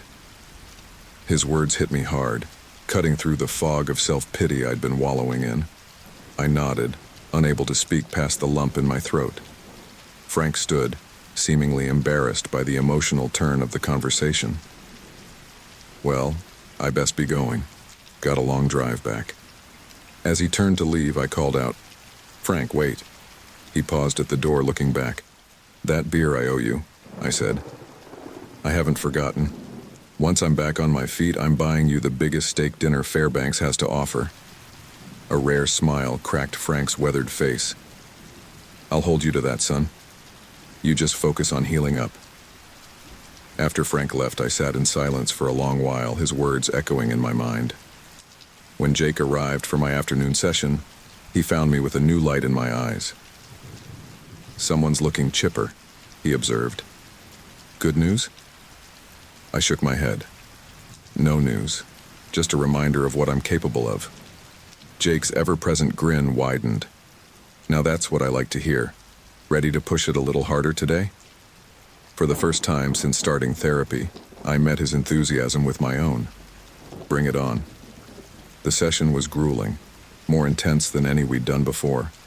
But with every painful stretch, every hard-won degree of motion, I felt stronger. Not just physically, but mentally. I had survived the wilderness. I had faced death and come out the other side. This recovery? It was just another challenge to overcome. As Jake helped me back into bed, his usual jovial manner gave way to something more sincere. "You did good today, Alex. Real good. Whatever lit that fire under you, hold on to it." I nodded, exhausted but feeling more positive than I had in weeks. "Thanks, Jake, for everything." That night, as I drifted off to sleep, I didn't dream of bear traps or endless forests. Instead, I dreamed of mountain trails and open skies. In the dream, my leg was strong, carrying me forward step by step. It was just a dream, I knew. The reality of my recovery would be far more difficult, filled with setbacks and frustrations. But for the first time since the accident, I truly believed I would walk those trails again someday. As consciousness faded, I made a silent promise to myself, to Frank, to everyone who had helped me. I would not just survive this. I would thrive. The journey ahead was long, but I was ready to take it one step at a time. The rehabilitation center was a far cry from the sterile hospital environment I'd grown accustomed to. Sunlight streamed through large windows, and the sound of determined grunts and encouraging shouts filled the air. It had been 2 months since my rescue from the Alaskan wilderness, and while my body was healing, my spirit was being put to the test. I gripped the parallel bars tightly, my knuckles white with effort. Sweat beaded on my forehead as I took another painful step forward. "That's it, Alex. You're doing great," Jake, my ever-enthusiastic physical therapist, encouraged from the sidelines. "Just 3 more steps to the end." I gritted my teeth, focusing all my energy on moving my injured leg. It felt like I was trying to drag a lead weight across the floor. 1 step, 2 steps. On the third, my knee buckled. "Shit!" I cried out as I started to fall. Jake was there in an instant, his strong arms catching me before I hit the ground. "I've got you, buddy. Let's take a break," he said, helping me into a nearby wheelchair. Frustration bubbled up inside me, threatening to spill over. I'd been making progress, slow but steady, for weeks. But lately, it felt like I was hitting a wall. Jake must have sensed my mood because he crouched down in front of me, his usually jovial face serious. "Alex, you're pushing too hard. Recovery isn't a sprint, it's a marathon." I couldn't meet his eyes. "It's not enough. I should be further along by now." Jake sighed, running a hand over his buzz cut. "Look, why don't we call it a day? Get some rest and we'll hit it fresh tomorrow." I nodded glumly, too tired to argue. As Jake wheeled me back to my room, I couldn't shake the feeling that I was letting everyone down. My family, my doctors, even Frank, the old hunter who had saved my life. Back in my room, I transferred myself from the wheelchair to the bed, wincing at the pain that shot through my leg. I was so focused on my own misery that I almost didn't notice the flashing light on my phone indicating a new message. It was from Liv, my sister. "Hey bro, how's PT going? Mom and Dad are asking if you want visitors this weekend. Let me know, love you." Guilt washed over me. I'd been pushing my family away, embarrassed by my slow progress and frustrated with my limitations. I knew they wanted to help, but their concern sometimes felt suffocating. Before I could talk myself out of it, I hit the call button. "Alex," Liv's voice was warm and surprised. "I didn't expect to hear from you so soon." "Hey Liv," I said, trying to inject some cheer into my voice. "Just wanted to call and say hi." There was a pause on the other end of the line. Are you okay? You sound off. I sighed. Leave it to Liv to see right through me. I'm fine. Just tired, I guess. Alex? Her voice was gentle but firm. Talk to me. What's going on? And suddenly, like a dam breaking, everything came pouring out. The frustration with my slow progress, the fear that I'd never fully recover, the guilt over what I'd put everyone through. By the time I finished, I was surprised to find tears streaming down my face. Liv listened patiently, not interrupting. When I finally fell silent, she spoke. Oh, Alex, why didn't you tell us you were struggling so much? I wiped my eyes, embarrassed. I didn't want to worry you guys more than I already have. That's what family is for, you idiot, Liv said, but there was no heat in her words. We're supposed to worry about you, support you. You don't have to do this alone. Her words hit me hard, reminding me of something Frank had said during his visit. You survived 3 days in some of the roughest country there is with a mangled leg. You've got the grit. You're right, I admitted. I've been so focused on doing this on my own, proving I'm strong enough. But maybe that's not the point. Exactly, Liv said, and I could hear the smile in her voice. So, about this weekend, what do you say we come up and visit? Maybe bring you some real food to break up the hospital monotony? For the first time in weeks, I felt a genuine smile tug at my lips. That sounds great, actually. Thanks, Liv. After we hung up, I lay back on my bed, staring at the ceiling. The conversation with Liv had lifted a weight I hadn't even realized I'd been carrying. But it had also stirred up memories of my time in the wilderness, the terror, the pain, but also the strange moments of beauty and peace. I must have dozed off because the next thing I knew I was startled awake by a clap of thunder. A fierce storm had rolled in, rain lashing against the windows. The room was dark, lit only by occasional flashes of lightning. As I lay there, listening to the storm rage outside, a vivid memory washed over me. I was back in the forest, huddled beneath a rocky overhang as a similar storm raged around me. I remembered feeling small, vulnerable, certain that I would die there alone. But I hadn't died. I'd survived, against all odds. A particularly bright flash of lightning illuminated the room, and in that brief moment, something caught my eye. There, on the bedside table, was the small carved wooden fox Frank had given me before I left the hospital. To remind you of your strength, he'd said gruffly, clearly uncomfortable with the gesture. I reached out and picked up the carving, running my fingers over its smooth surface. In that moment, something shifted inside me. The fear and frustration that had been building for weeks began to ebb away, replaced by a quiet determination. I thought about everything I'd been through, the bear trap, the days of agony in the wilderness, the grueling surgery and recovery. I'd faced death and come out the other side. This plateau in my recovery, it was just another obstacle to overcome. With a newfound resolve, I swung my legs over the side of the bed. Pain shot through my injured leg, but I gritted my teeth and pushed through it. Slowly, carefully, I stood up. For a moment, I swayed unsteadily, my leg trembling with the effort of supporting my weight. But I didn't fall. I took one step, then another, making my way to the window. Outside, the storm continued to rage. But as I stood there, watching the rain and lightning, I felt a strange sense of peace settle over me. I'd weathered worse storms than this. A knock at the door interrupted my reverie. It was Jake, making his nightly rounds. "Alex," he said, surprise evident in his voice as he saw me standing by the window. "What are you doing up?" I turned to face him, a small smile on my face. "Just watching the storm, and thinking." Jake raised an eyebrow. "Oh?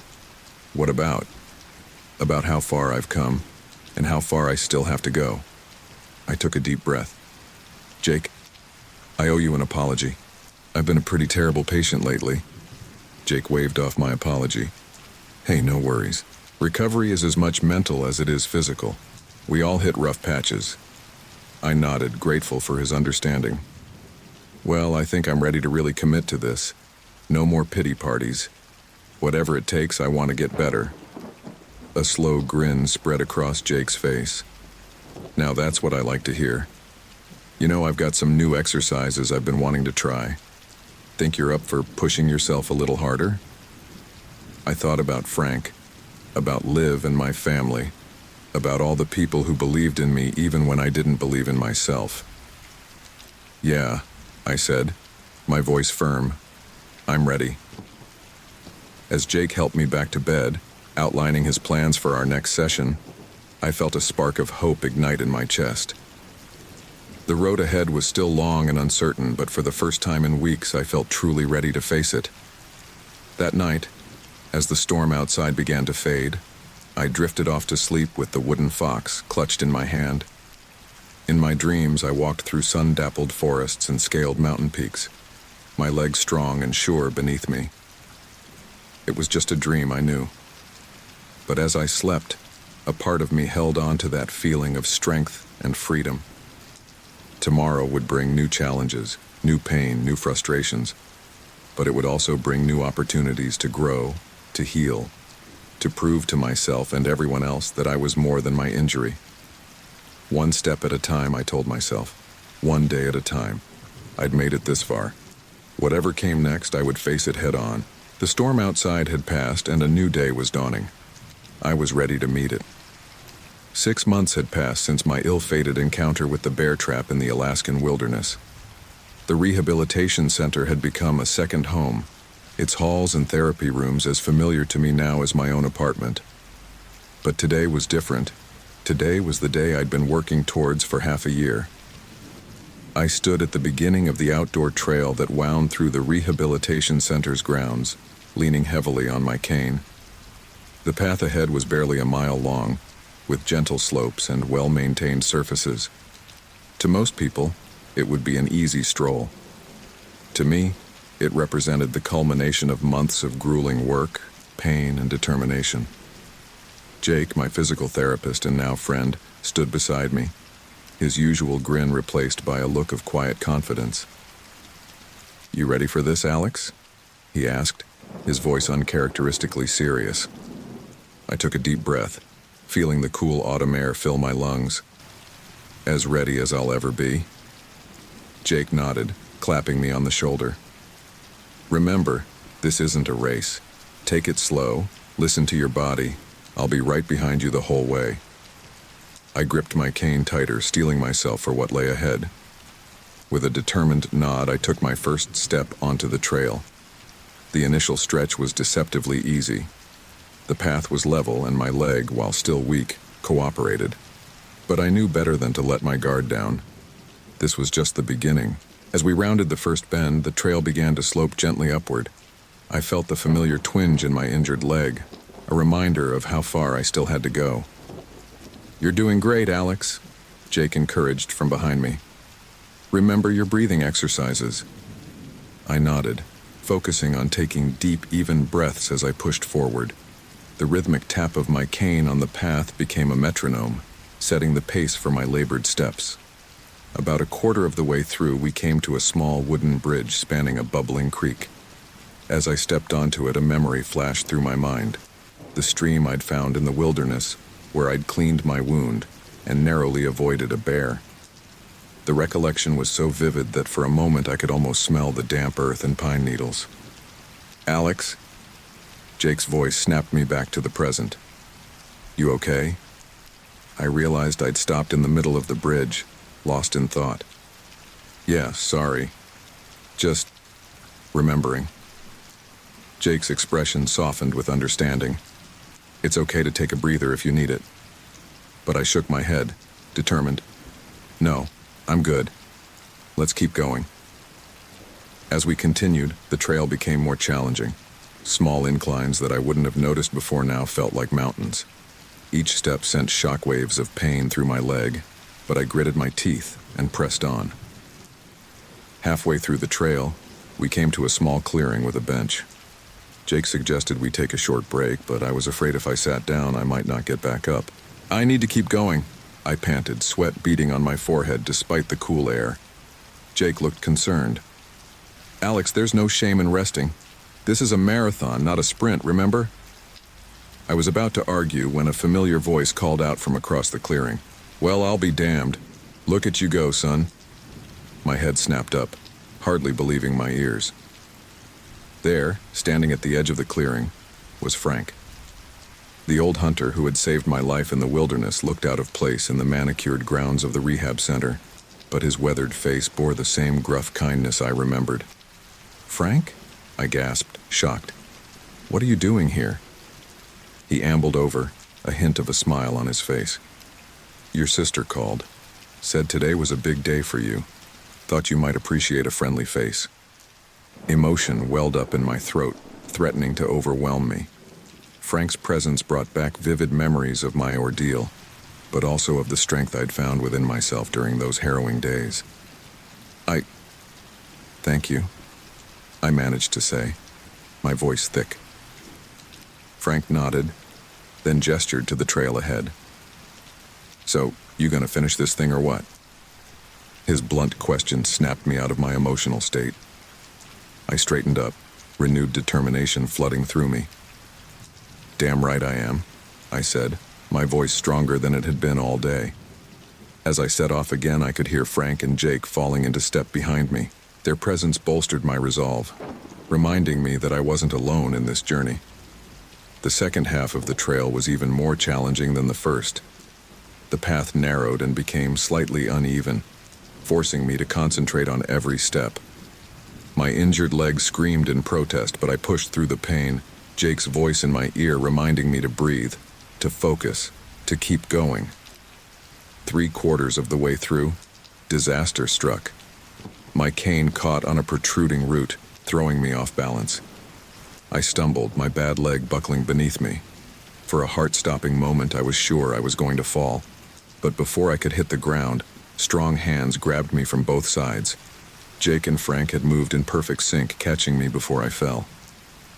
"We've got you, Alex," Jake said, his voice steady. "You're okay?" I leaned on them heavily, my leg trembling with exertion and pain. For a moment, I considered giving up. The end seemed so far away, and I was so tired. Then Frank spoke, his gruff voice cutting through my doubt. "You didn't give up in that forest, son. Don't you dare give up now." His words hit me like a physical force, reminding me of everything I'd been through, everything I'd overcome. Slowly, I straightened up, taking my weight back onto my own legs. "You're right," I said, my voice shaky but determined. I didn't come this far to quit now. With renewed resolve, I set off again. Each step was agony, but I forced myself to keep moving. I thought of Liv, of my parents, of all the people who had supported me through this journey. I thought of the Alex who had entered that forest 6 months ago, naive and unprepared. And I thought of the Alex I was becoming. Stronger, more resilient, unbreakable. The final stretch of the trail seemed to stretch on forever.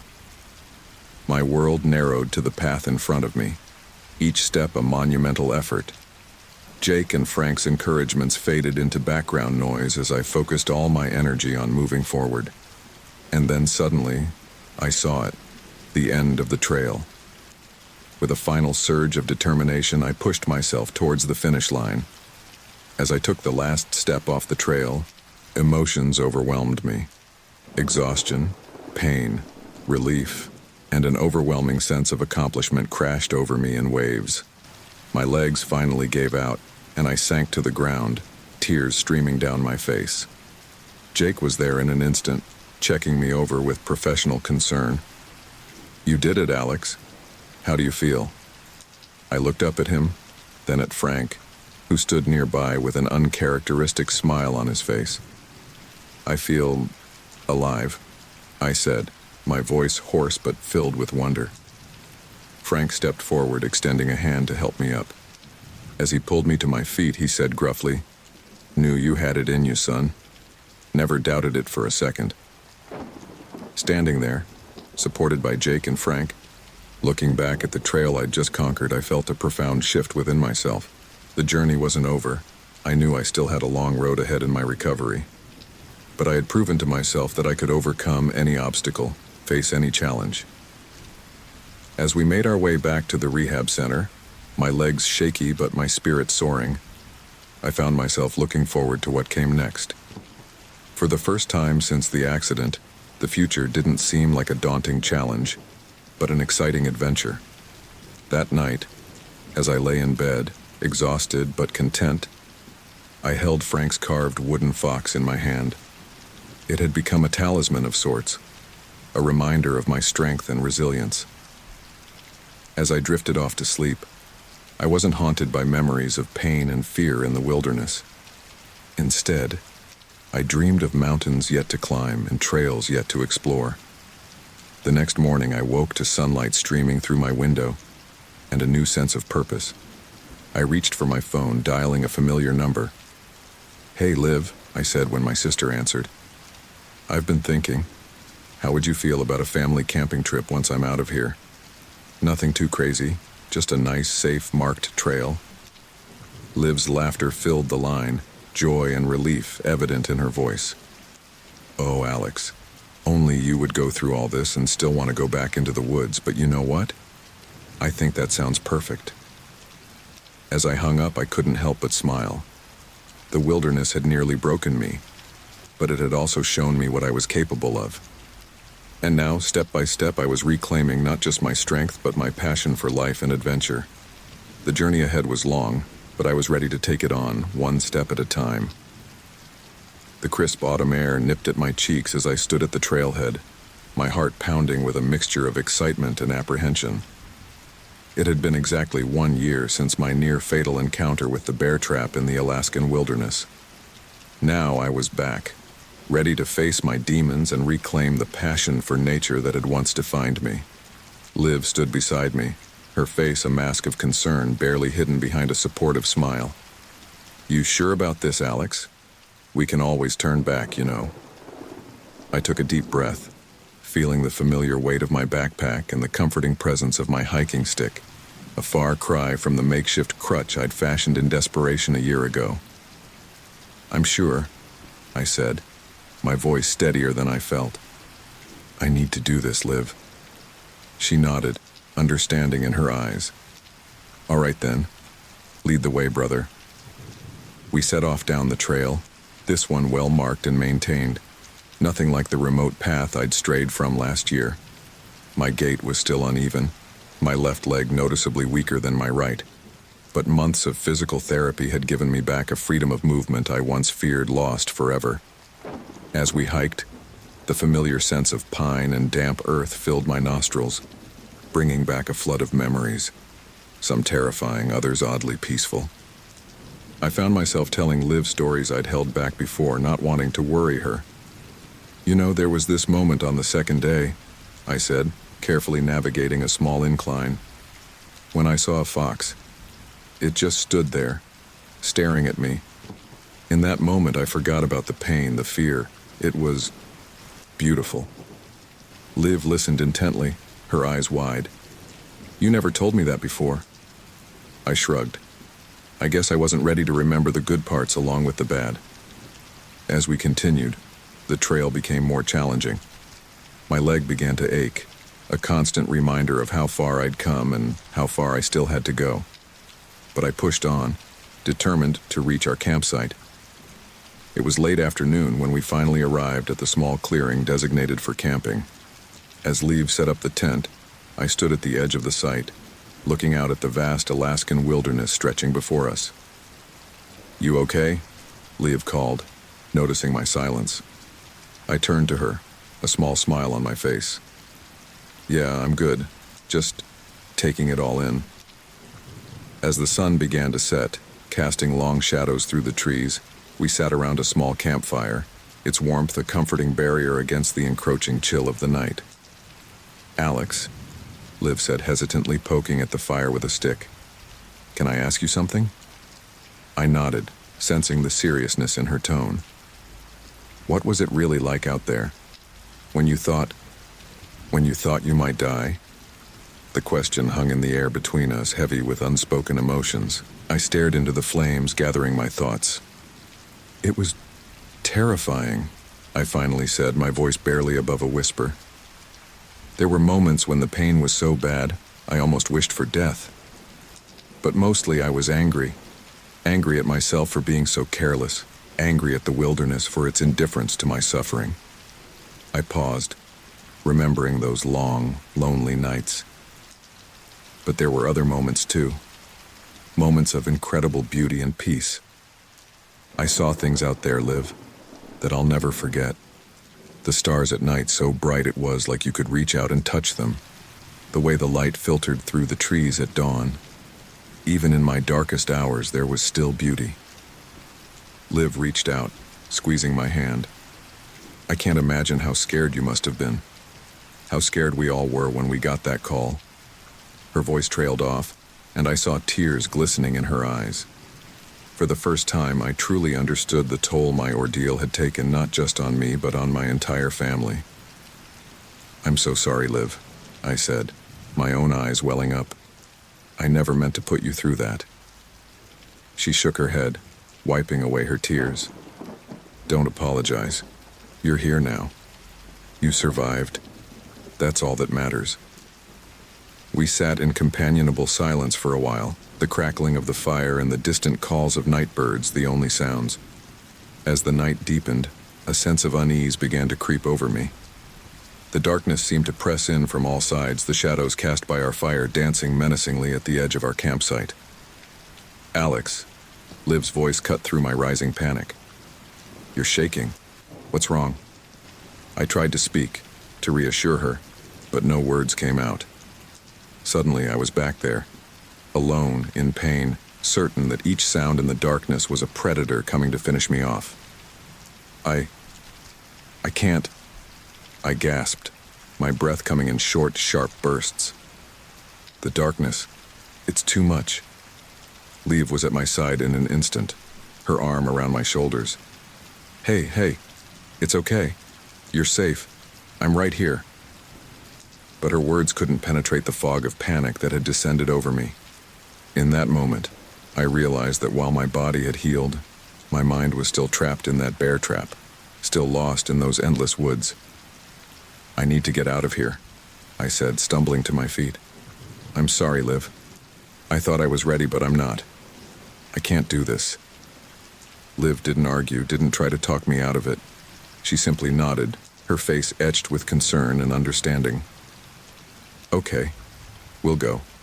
Just let me pack up." The hike back to the trailhead in the dark was a blur of fear and shame. Every snapping twig, every rustle of leaves sent my heart racing.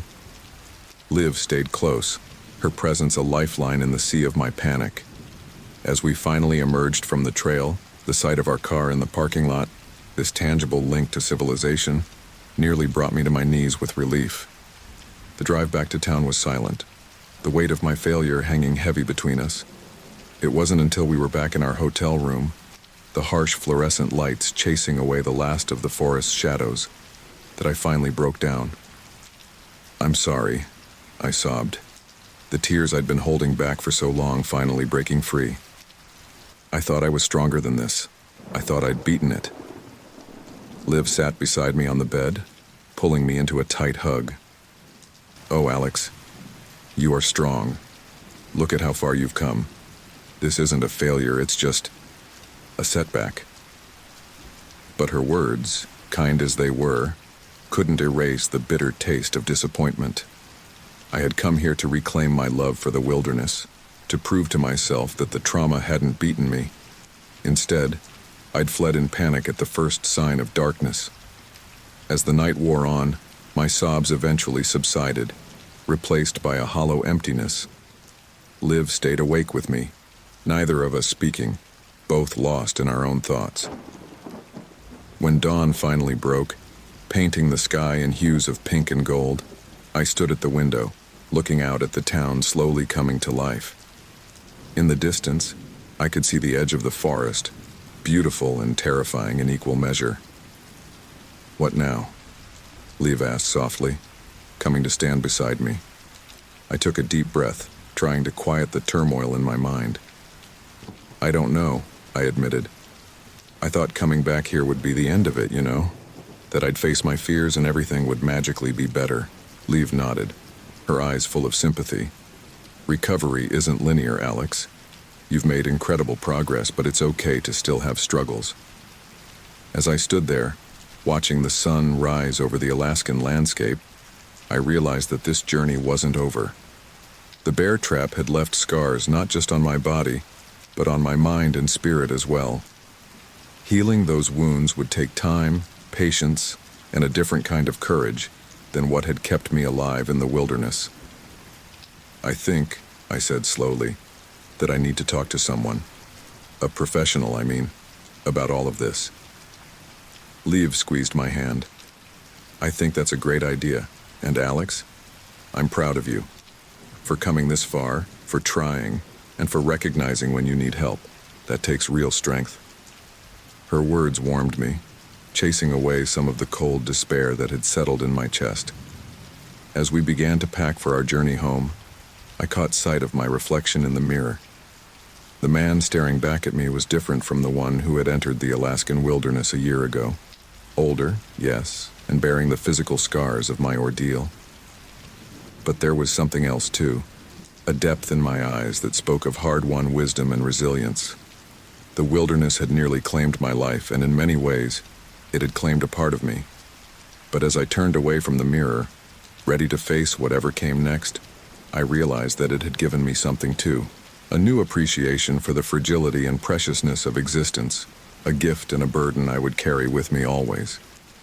As we left the hotel, stepping out into the crisp Alaskan morning, I took one last look at the distant forest. Someday, I promised myself I would return. Not today, not tomorrow, but when I was truly ready, in body, mind, and spirit. The wilderness had tested me, broken me, but it had not defeated me. And in that knowledge, I found a glimmer of hope for the journey ahead. The rhythmic tapping of my cane against the sidewalk echoed through the quiet suburban street. It had been 18 months since the bear trap incident, and while my physical recovery had plateaued, my mental journey was far from over. I paused at the bottom of a set of stairs leading up to a modest brownstone. The brass plaque beside the door read, Dr. Elena Reeves, Psychologist. Taking a deep breath, I began the slow climb. As I reached for the doorbell, my hand trembled slightly. These sessions always left me feeling raw and exposed, but I couldn't deny their importance in my healing process. Dr. Reeves opened the door, her kind eyes crinkling at the corners as she smiled. Alex, good to see you. Come on in. I followed her into the familiar office, settling into the comfortable armchair I'd come to think of as my own over the past few months. How have you been since our last session? Dr. Reeves asked, her voice gentle but probing. I considered the question, running my fingers over the smooth wood of my cane, a constant reminder of how my life had changed. I've been okay, I guess. The nightmares are less frequent now. Dr. Reeves nodded encouragingly. That's good progress, Alex. Can you tell me about the last nightmare you had? I closed my eyes, the vivid images flooding back. I was back in the forest. It was dark, and I could hear something moving in the underbrush. I tried to run, but my leg wouldn't work. I looked down, and the bear trap was there, clamped around my ankle. But this time, no matter how hard I tried, I couldn't get it open. And how did that make you feel? Dr. Reeves prompted. Terrified, I admitted, but also angry. Angry at myself for getting into that situation, angry at the wilderness for its indifference. Dr. Reeves leaned forward slightly. Alex, we've talked before about misplaced guilt. The trap wasn't your fault. Nature isn't capable of indifference, it simply is. I nodded, having heard this before, but still struggling to internalize it. I know that logically, but emotionally, it's harder to accept. That's understandable, she said. Trauma doesn't always respond to logic, but recognizing these feelings is an important step. Now tell me about your week. Did you try the exposure exercise we discussed? I shifted uncomfortably in my seat. I did. I went to the park like we talked about, found a quiet spot near some trees. And how did that go? I let out a shaky breath. It was intense. At first, all I could think about was escape routes, potential dangers. But I made myself stay, used those grounding techniques you taught me. Dr. Reeves smiled warmly. That's excellent, Alex. It takes a lot of courage to face your fears like that. Did anything surprise you about the experience? I thought for a moment. Yeah, actually. After a while, when the panic started to subside, I noticed things. The way the sunlight filtered through the leaves, the sound of birds singing. For a moment, it was almost peaceful. That's a significant breakthrough, Dr. Reeves said. It shows that you're starting to reconnect with the positive aspects of nature, not just the traumatic memories. As the session continued, we delved deeper into my feelings about the wilderness, my lingering fears, and my hopes for the future. By the time our hour was up, I felt drained, but somehow lighter. Before you go, Alex, Dr. Reeves said as I stood to leave, I have a suggestion for our next steps. Have you considered returning to Alaska? The question hit me like a physical blow. Alaska? I don't know if I'm ready for that. Dr. Reeves held up a hand reassuringly. Not to the wilderness, not yet. But perhaps to Fairbanks, where you were treated. It might be helpful to revisit the place where your recovery began, to see how far you've come. I mulled over her words as I made my way home. The idea of returning to Alaska filled me with a mix of dread and something else. Curiosity? Longing? I couldn't quite place it. As I entered my apartment, my phone buzzed with a text. It was from Liv. Hey bro, how was therapy? Still on for dinner tonight? I smiled, grateful as always for my sister's unwavering support. It was good, I texted back. And yeah, definitely still on. I have something I want to run by you.